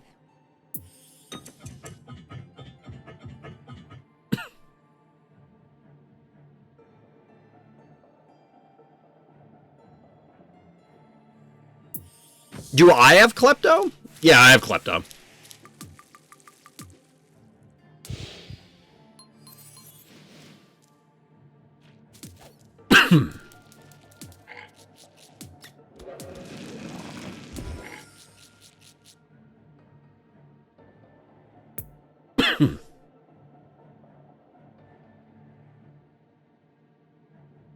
Chat, this could be a Russell game. This could be a Russell game, depending on what they do on the next turn. They probably send Maggie in. It wouldn't be Russell next turn, I don't think. It would probably be the turn after.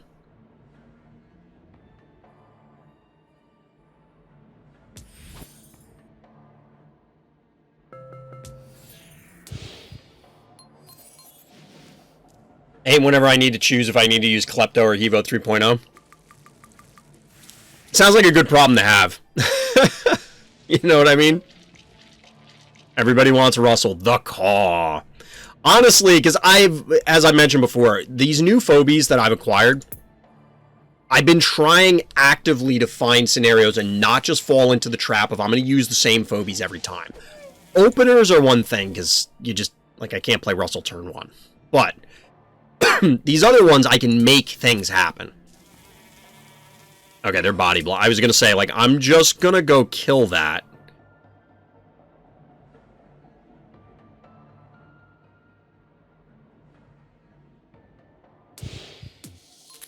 So between this and this, they can kill the cassowary.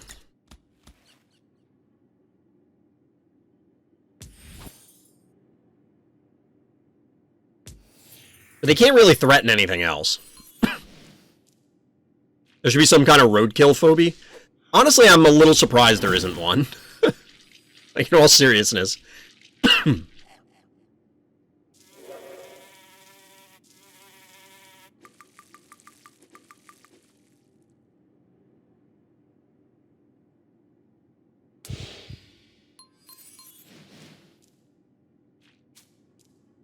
Ah, welcome back, Luffy. Hope you had fun. Hope you had a good time.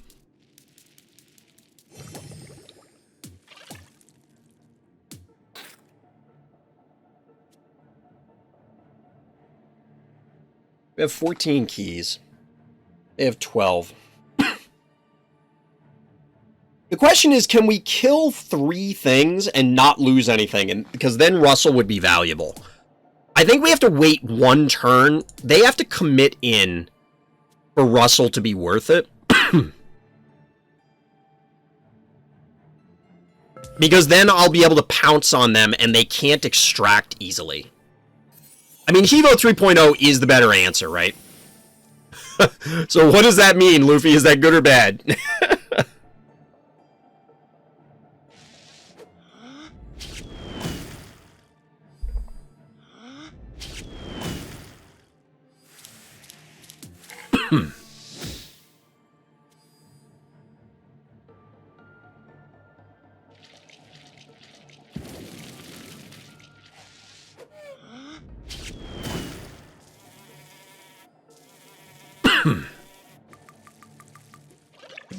We have to Hevo 3.0 here, chat. I can't go Russell. Like, look at this.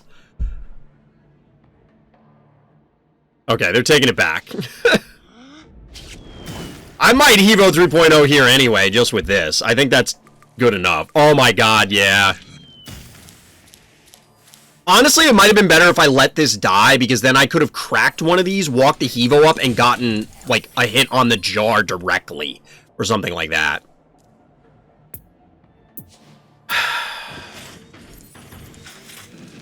Oh, that will leave a mark.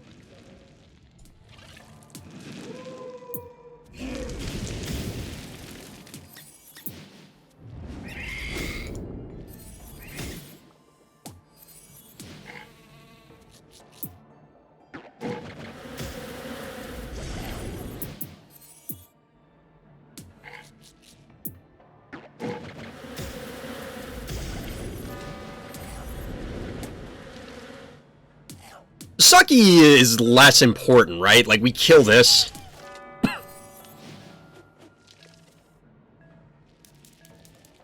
The cassowary dies, but I think that's fine.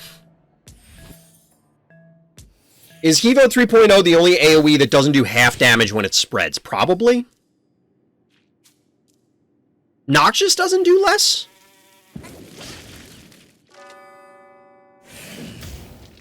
What aliens have AoE? Like, you're talking a tractor? I like threatening the stim with the 1-drop there while, like, running it across, I guess. I mean, that's not terrible.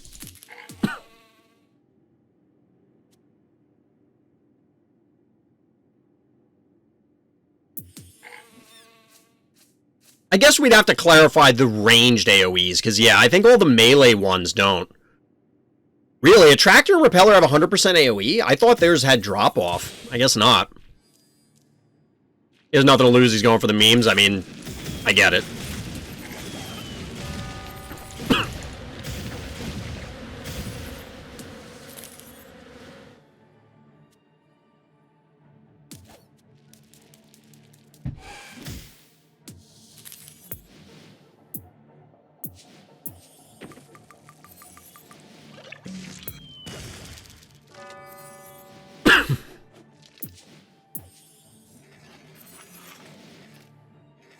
So they can walk the high five onto the stem. That's actually a little scary. Real talk.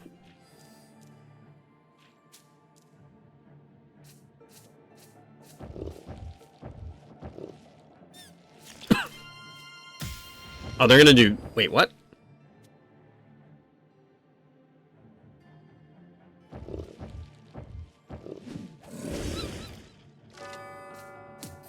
Okay. I mean, they might be able to get this, chat. I don't know if I can kill this thing fast enough. It has 3,000 health.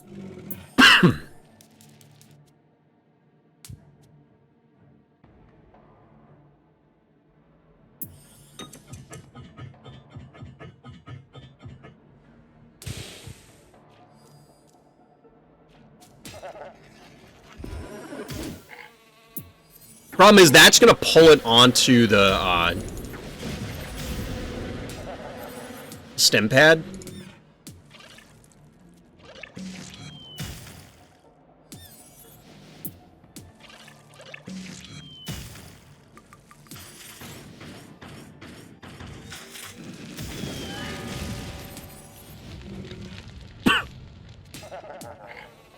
It's going to heal a lot from this.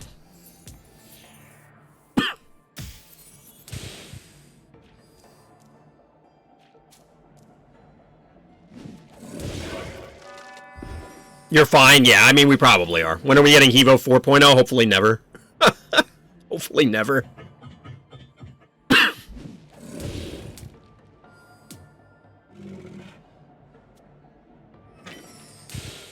mean, I hear what you're saying, Akune. Like, surprise, surprise, the best things are the best things, but I mean, that's always true.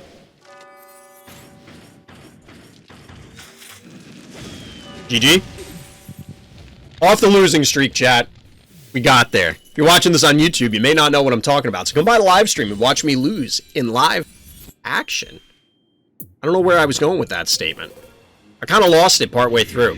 I thought Hevo 3.0 was an obstacle and you only had a jar left. That would have been really bad. You know, honestly, like, even if it was at that stage, we were still okay because I killed a high five and then it's like, what are they going to do? Send in boom once? I'll just run it down. Maybe 4.0 could have Blasto Beam before tiles. I feel like it needs to be something else, like something else unique.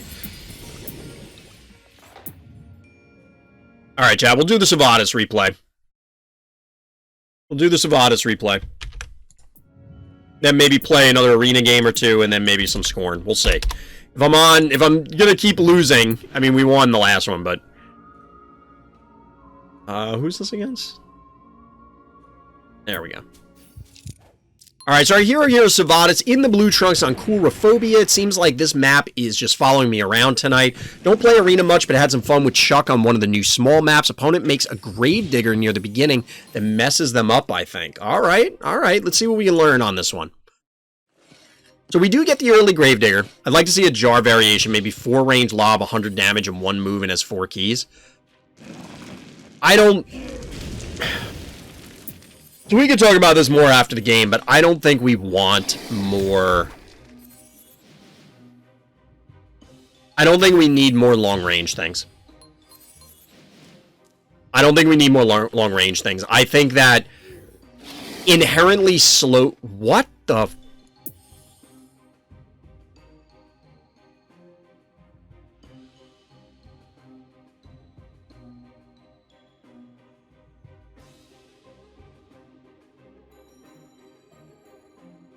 But why?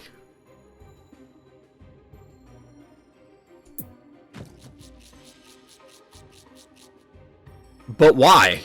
Like, I don't get it. Get a little hydrate action.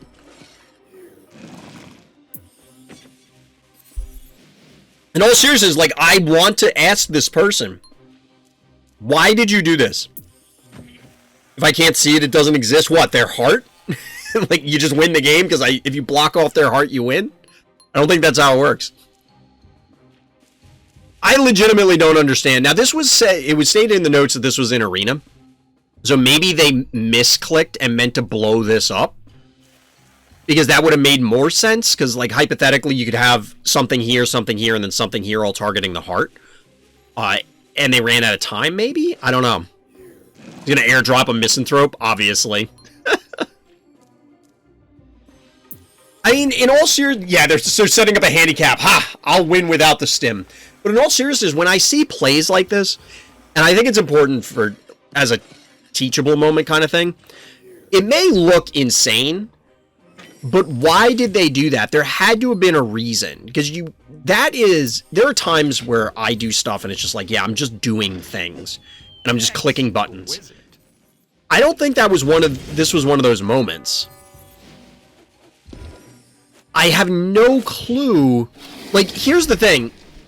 The logic that I think this is now Sivadas can't come through this route, which they pretty much never would, but it channels them, it funnels them through the middle, so they have to interact with the teeth of your team. That isn't really how this map works, but...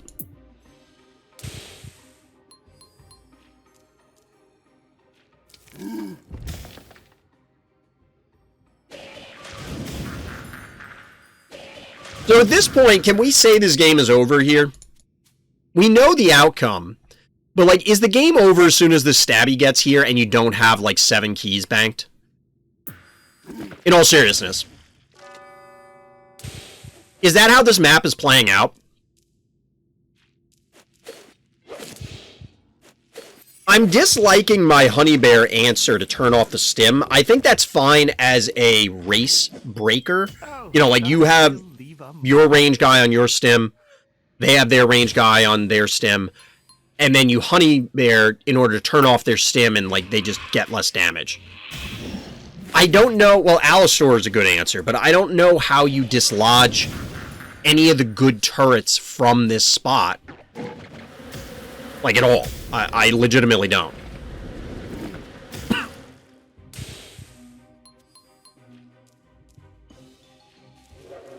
Oh no, the arm eater. I just got beat by claws on this map.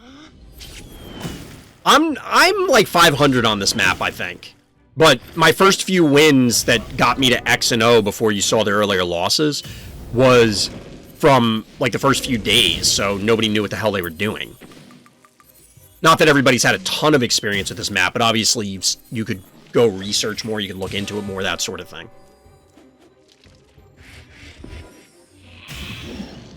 Oh no. Bad guy's on the retreat here.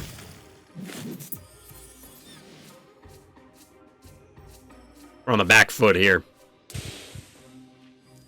Think Doctor's winning? I don't know. I don't see how they can really interact with... Eventually, this team will walk up. And remember, it's 54-55 to 38-69. I assume this is Dead Crushmore.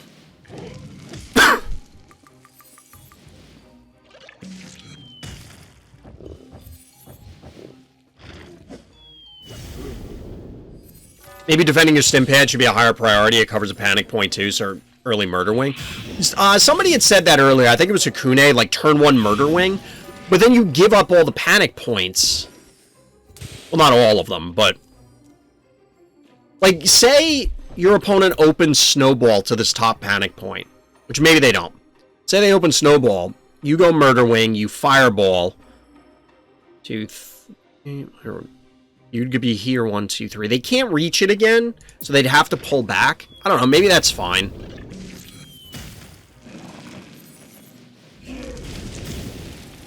Wait, they had Hematic and Blasto on this map, Kuros? That's brutal. Sivadas is playing Lobberland. I mean, they're pretty good.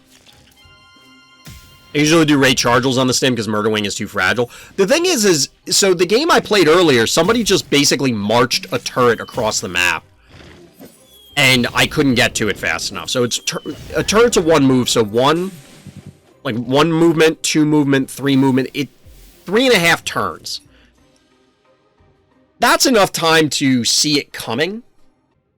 I think Sivadas was absolutely in control of this game. I mean, the fact that you got Chuck online on a small map should tell you something that, like, you're at a big advantage. You can even run Snowball up top. Yeah, you can. I mean, like, was Sivadas' opener uniquely different? I don't know.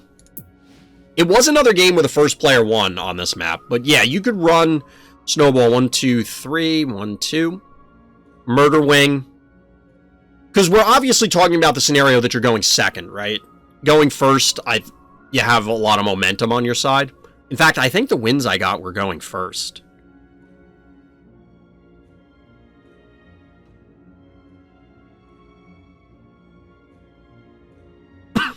But I think going first, you could take this point, and then it's like, okay, you send something up here, and who cares? You kind of wasted your turn to a degree as the second player. I don't know if Snowball answers enough, though. So, for example, like, if you... Well, I take that back. I was going to say they open Snowball to the middle, you run Snowball here, they come up Snowball, Fireball. You're not going to kill their Snowball, but a Snowball plus a jar will kill their Snowball. You'll lose the jar or the Snowball, but I don't know. The next time I'm on this map, I'm streaming it, remind me, chat, so that I can just try and run a turret across the top or something and see if we can force that just to see what happens. Honestly, I wasn't kidding when I was saying about Sivadas' game that was it game over when the stabby was on the stem? Because with the stabby on the stem, it just takes so much effort to dislodge it that I don't know. Here's the map. I mean, they did have the Alistor to answer, which is pretty solid, so maybe not. I just don't have an Alistor. So if the stabby is up here...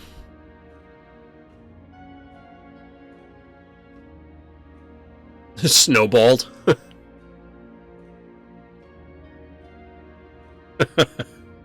You know, Chad, I always talk to my wife about, like, completely shaving my head. Like, obviously, like, I still get it trimmed or whatever just to keep the rest of it in reasonable working order. But I was thinking about just shaving it all down. Maybe not, like, with a razor, because I just don't feel like doing that, but I don't know. I've considered it. My wife doesn't want me to. It would make my life a lot easier, though. Maybe not a lot easier. A little bit easier. It's not that much effort right now. But the problem I have with the idea of defending it, I forgot who suggested it. I think it was, COUL-ruh? Maybe it was Roxbridge? I don't remember. The problem I have with defending is this kind of feels like Moai, where if you have to preemptively defend, and it feels like if you're preemptively defending, you're not playing to win, you're playing to not lose. Did you post it in Discord, Onda? Because I will. I mean, we can ping her. If you posted it to Discord, we can, Oh, wait, did you message me?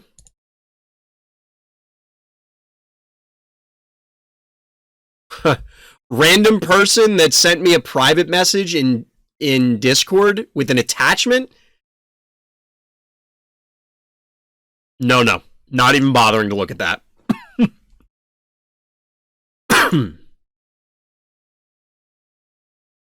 But yeah, if you post it in Discord, we can ping her. And we can look at it. Hold on, what was... Oh yeah, I just want to clear this out. You're down panic points, but most likely 2-1. But which panic point are you claiming then? So let's say you send Murder Wing, Snowball, whatever. You send something up here to preemptively defend, right? They took the middle with, say, Snowball. That seems to be a fairly common opener. If they didn't, then they're taking it with something else. If you... So then we're saying maybe they take this one? I think they have a 2-0 panic point advantage, and there's not much you can do about it. Maybe they even take this one with a 1-drop and just don't care. Like, I get the idea that you take this preemptively, and it's a slow death, like Roxbridge is saying, so that way you can try and fight it. Because it gives you the opportunity to try and make a comeback as opposed to just getting, like, pummeled while they're on the stem. I mean, honestly, that's how I've won, even going second on this map. Now that I think about it, I have won at least one game with a Daisy on the stim and just annihilating it, because they had like a Jin Sting here, but late. I don't know. It's weird. I'm gonna have to think about this map. I haven't put a lot of thought into the new maps, like, at all, because I just haven't gotten onto them all that much. Ray flies and gonna retreat to the wall on the heart. The problem is, I think Ray dies to most things on that stim. Like, just, he dies from 2 hits, and if, say, it's a stabby on there, you're trading key negative plus the tempo that was involved, and then you end up, like, I just think you're in a bad position there. Am I wrong? Alright, we're going second on Phobos, a very unenviable position here.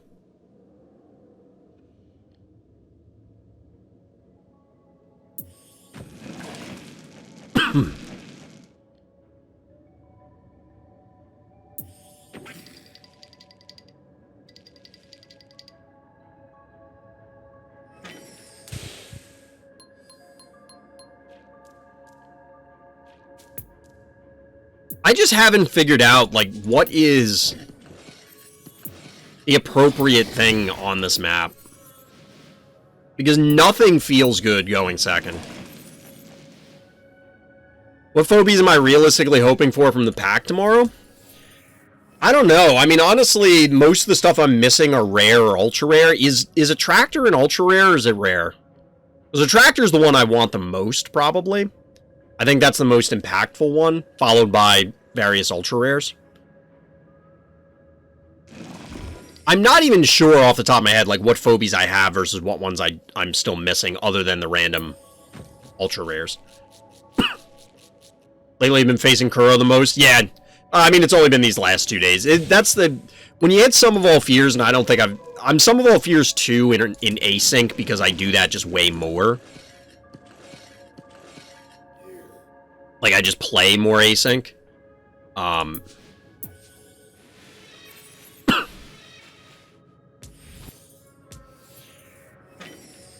Paddle's Dozer feels pretty good here. Turns out that's not an opener, though. Paddle's Dozer is probably funny on any map. Paddle's Dozer is probably hilarious on a ton of maps, actually.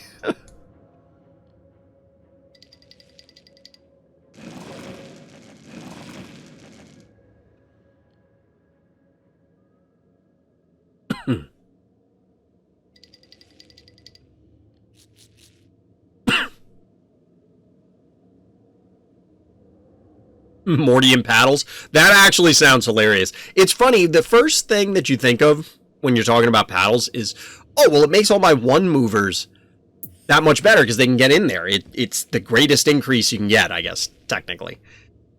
But, realistically, with something like Morty, it's extending the range that extra little bit. That's pretty nasty when you think about it. That's still pretty nasty. 11, 4.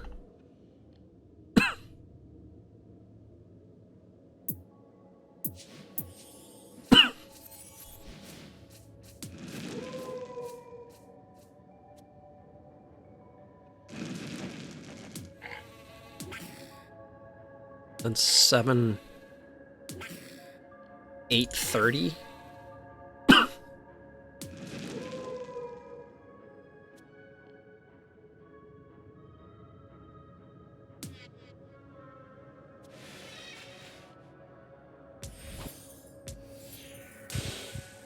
Did the Crab's ability get +1 paddles? I don't think so, Zach. I'm pretty sure. We were talking about that last week. Somebody had asked the same thing. We didn't determine it for sure, but I'm pretty sure it can't because the ability's, like, hard-coded. But I could be wrong. For example, like, does Blastomatic with Gonzo or Scritch, does it get a buff? I assume it would, but I don't know for sure.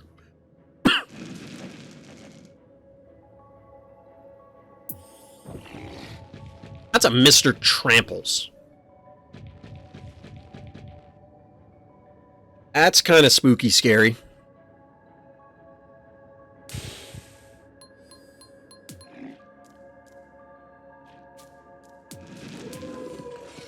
I highly doubt this is enough, but we're going to try, because we kind of have to.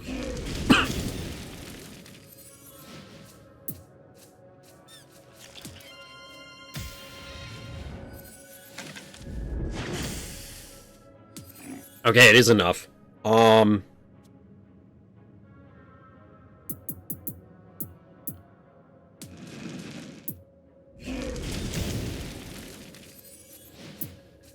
This is so it isn't a trivial boop death.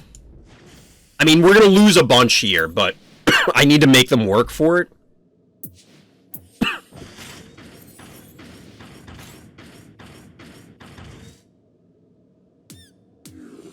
Because otherwise they walk up, boop the snowball. It may be problematic anyway, but... Damage abilities do get the buff for sure. Okay. I see most paddles on this map. I mean, it's a big map. I can understand it. Oh, it's in one of the challenges? I haven't even done the rest of the new challenges. Somebody said that there already is, like, a guide for it, and then I kind of stopped because I didn't care.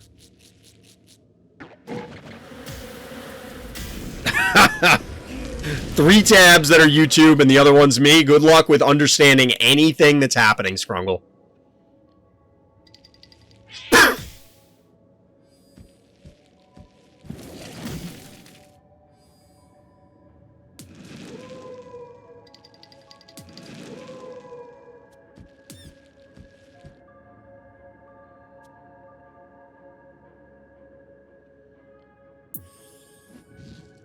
That's a Ray Charles. Imagine Crow buffing Gonzo and Scritch buffing Gonzo, then buff something bigger. So the buffs don't stack. Oh, I'll understand. Just you watch me. Good luck. Oh,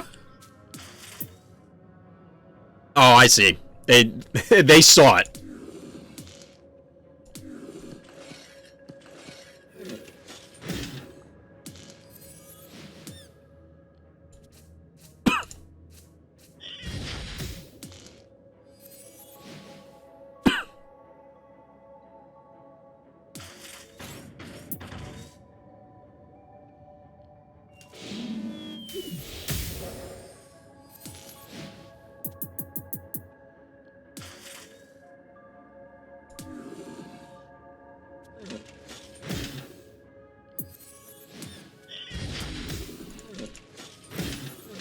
Oh my god, game.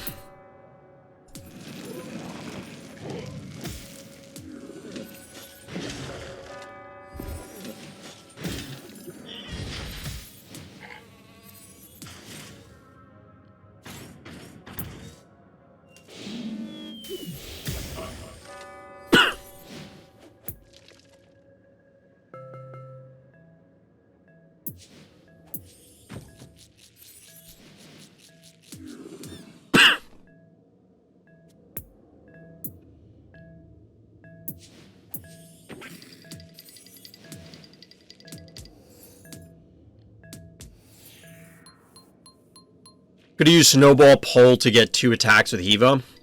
Yes. I wasted a lot of time thinking that I could boop the Jin Sting somehow. I was trying to see if I could get enough damage on the Ray to kill it and then see if the boop would happen. I don't know how that works. So say I did kill the Ray Chargels with the Hivo boop. Would I then boop Jin Sting into the pit, or does Jin Sting just not care? I don't know how that works.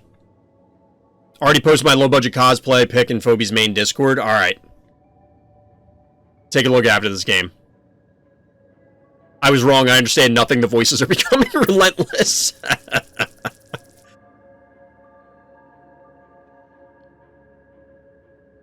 This was a mistake! You mean if the same attack that boops kills Ray? Yeah, so there are 2 parts. One, let's say Ray is the target of the boop. That wouldn't push Jin Sting into the pit, but let's assume that the pit was on the other side or something. Does that work?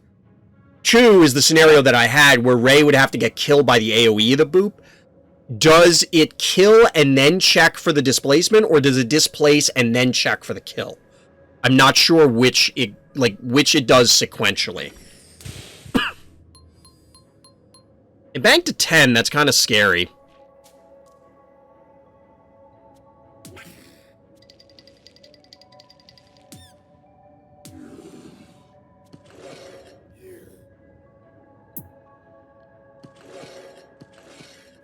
I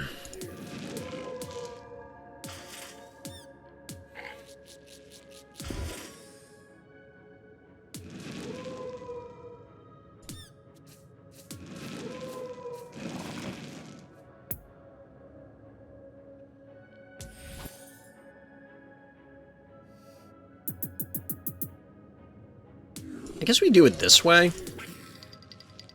I mean, the cat definitely dies, but that's fine, I guess.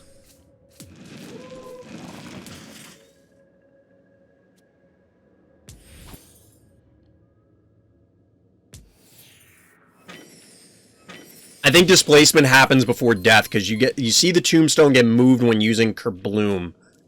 Interesting. I mean, that's entirely possible, and it kind of feels like that is the case. I'm just not 100% sure, but that sounds right. That's a boss.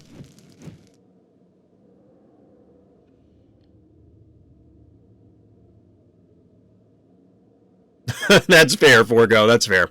All right, Zach, have a good night. Thanks for hanging out. Thanks for hanging out. Yeah, I don't know. We'll see about scoring tonight, chat. We only got a little bit. Well, I'd have to switch over in like the next 15 minutes. We'll play it by ear.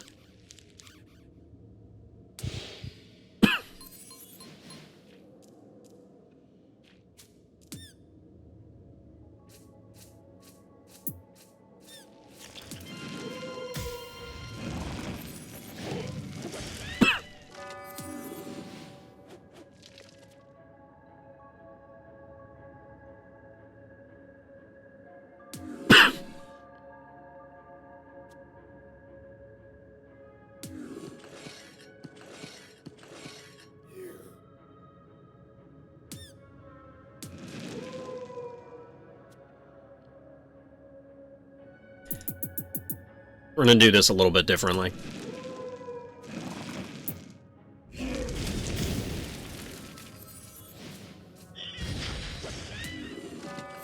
So there's a rhyme, there's a reason behind that.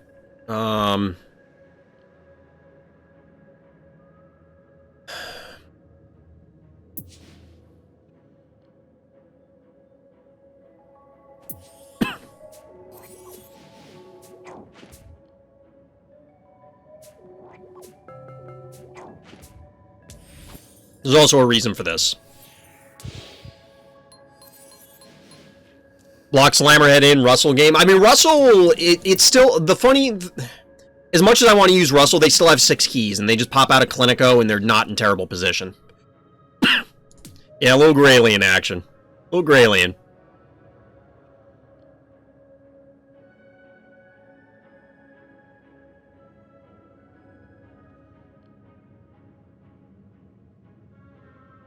I didn't even see Scrungle's comments. I'm only seeing the response to Scrungle's comments, so it's like, when did that happen?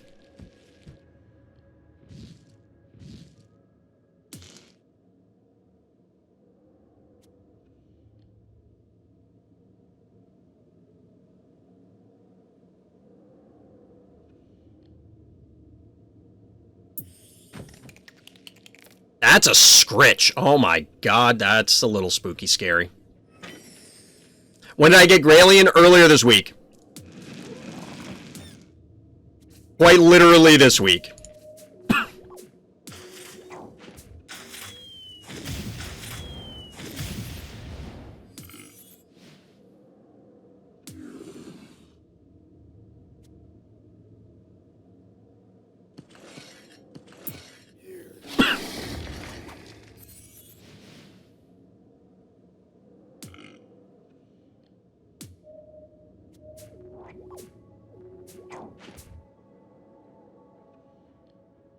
Trying to stay a little spread out here.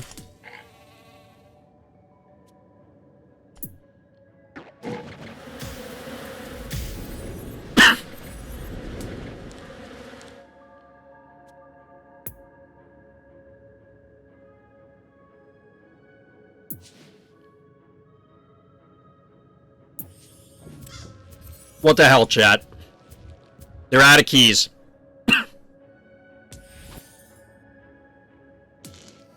Can this die? Oh my god. Wait, 3... Yeah, this can absolutely die.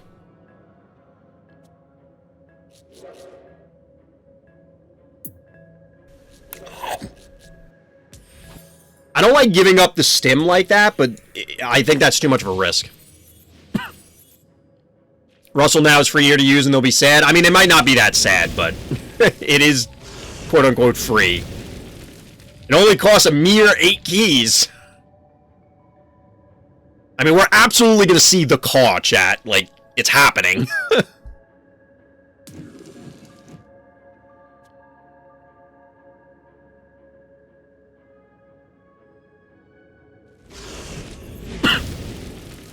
See, I think they hit this twice, moves... Scritch can't hit it, actually. Scritch has to be here, which means we boop it to death. Excuse me. It's a mere 8 keys. It's a bargain. It's practically free money from the government. Don't believe those infomercials, chat. Don't. It's not true.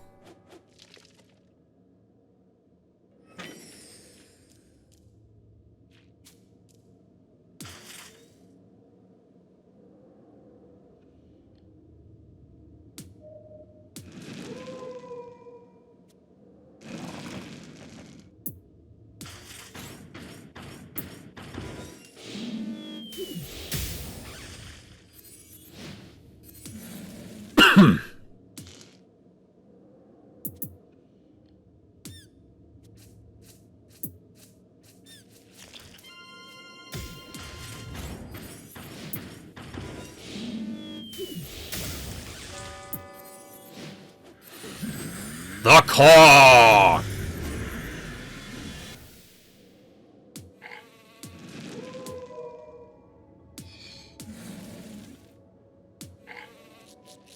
Chad, don't ever tell me that I don't do stuff that I don't do stuff for you. I do stuff for chat. For the memes, one might say. We're gonna get AoE'd into oblivion here. I don't know that there's much I can do about that.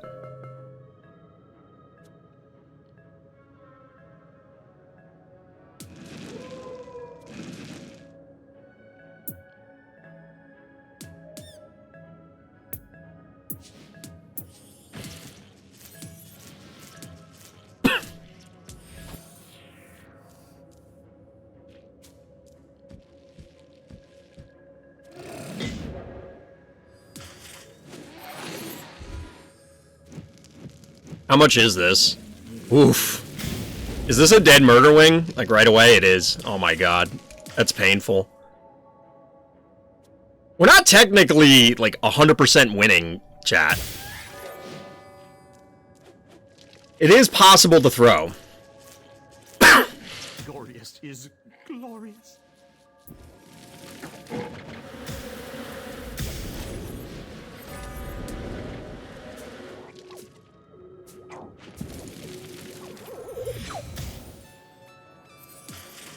Okay, maybe not. Maybe not, chat.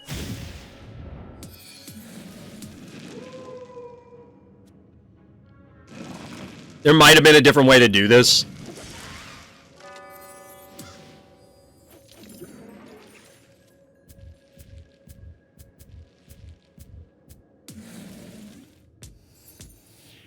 GG, Kuro.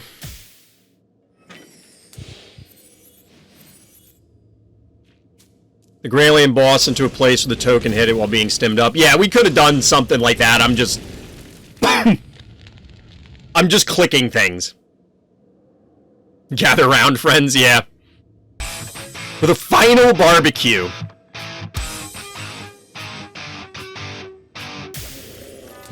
Ball game, GG. So chat, we accomplished 2 meme goals that game. 2 meme goals that game. There's 0% chance they win now? Well, yes, it was at 67 health and poisoned. I mean, well, I take it back. 1 meme goal and Graylien. My poor Trample's got no value? Yeah. That one was a little weird. That one was a little weird. The whole game, I mean. But definitely fun. GG. GG, Kuro. Alright, chat. Let me take a look at Onda's stuff. I can see the resemblance. Onda turned their cat into Kaboom. Well, that's not Kaboom, right? Wait. Yes, it is Kaboom. Kaboom is the 3-cost one. That's hilarious.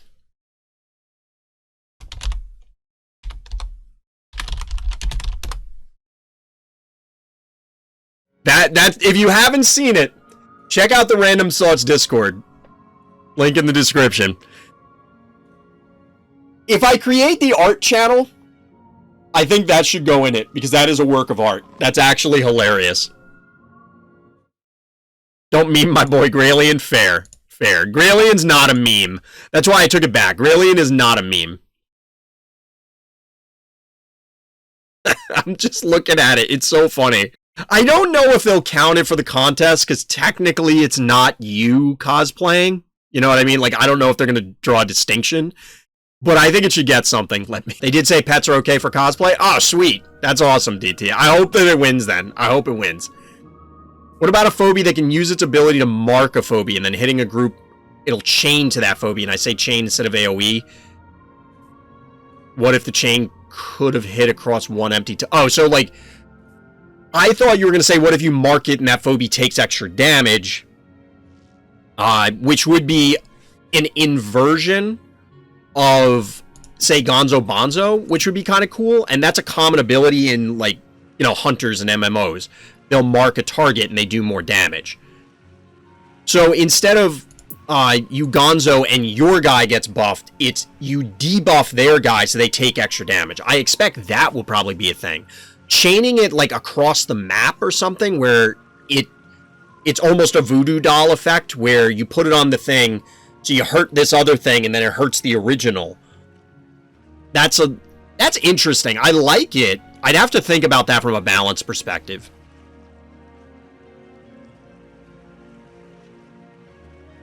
I don't know about that, Urk.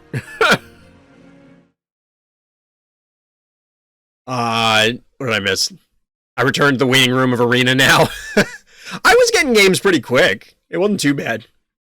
Bell in Brawl Stars has a super that will mark someone and they take more damage.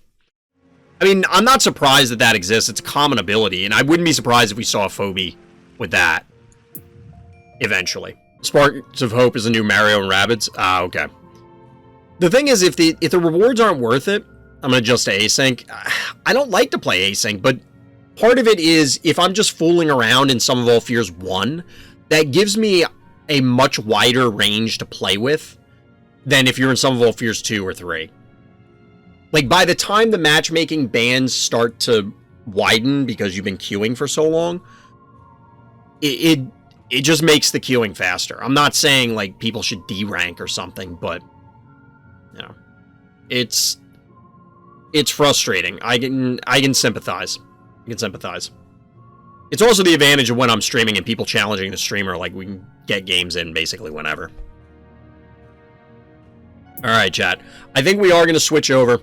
Tomorrow we'll be doing the pack opening, and we're going to be doing game reviews, so there's going to be no variety unless, like, I just bang, bang, bang, bang, bang through all the packs or something. Otherwise, like, there's just no way we're going to have time. But that's going to do it for the Phobies portion of the stream. It's been a lot of fun, but we're going to be switching to variety. If you want to see the live stream, come on by over on Twitch, RTChompGG. Link is in the description, which is also a link for the Discord. You can definitely hit that up to talk Phobies and other games. But for now, as always, everybody, thank you for listening, thank you for watching, and Black Lives Matter. We do have to talk about serious stuff, and that is the upcoming elections in the United States, specifically at the end of this year. That's upcoming. It's important that you get registered to vote. If you're not registered to vote, make sure you go do it. If you already are or intending to get registered, make sure that you vote. Exercising your vote is crucial in a democracy, especially one that is in peril at the moment in the United States due to the Republican Party. Full of fascists, full of lunatics, full of theocratic or would-be theocratic dictators. You can see it in their rhetoric, you can see it in their actions, you can see it in their votes. It's important to make sure that you vote not just for federal office, but state office, as well as local offices, everything. All of it matters and all of it influences your community, your state, your country. I can't stress this enough. I just plainly can't.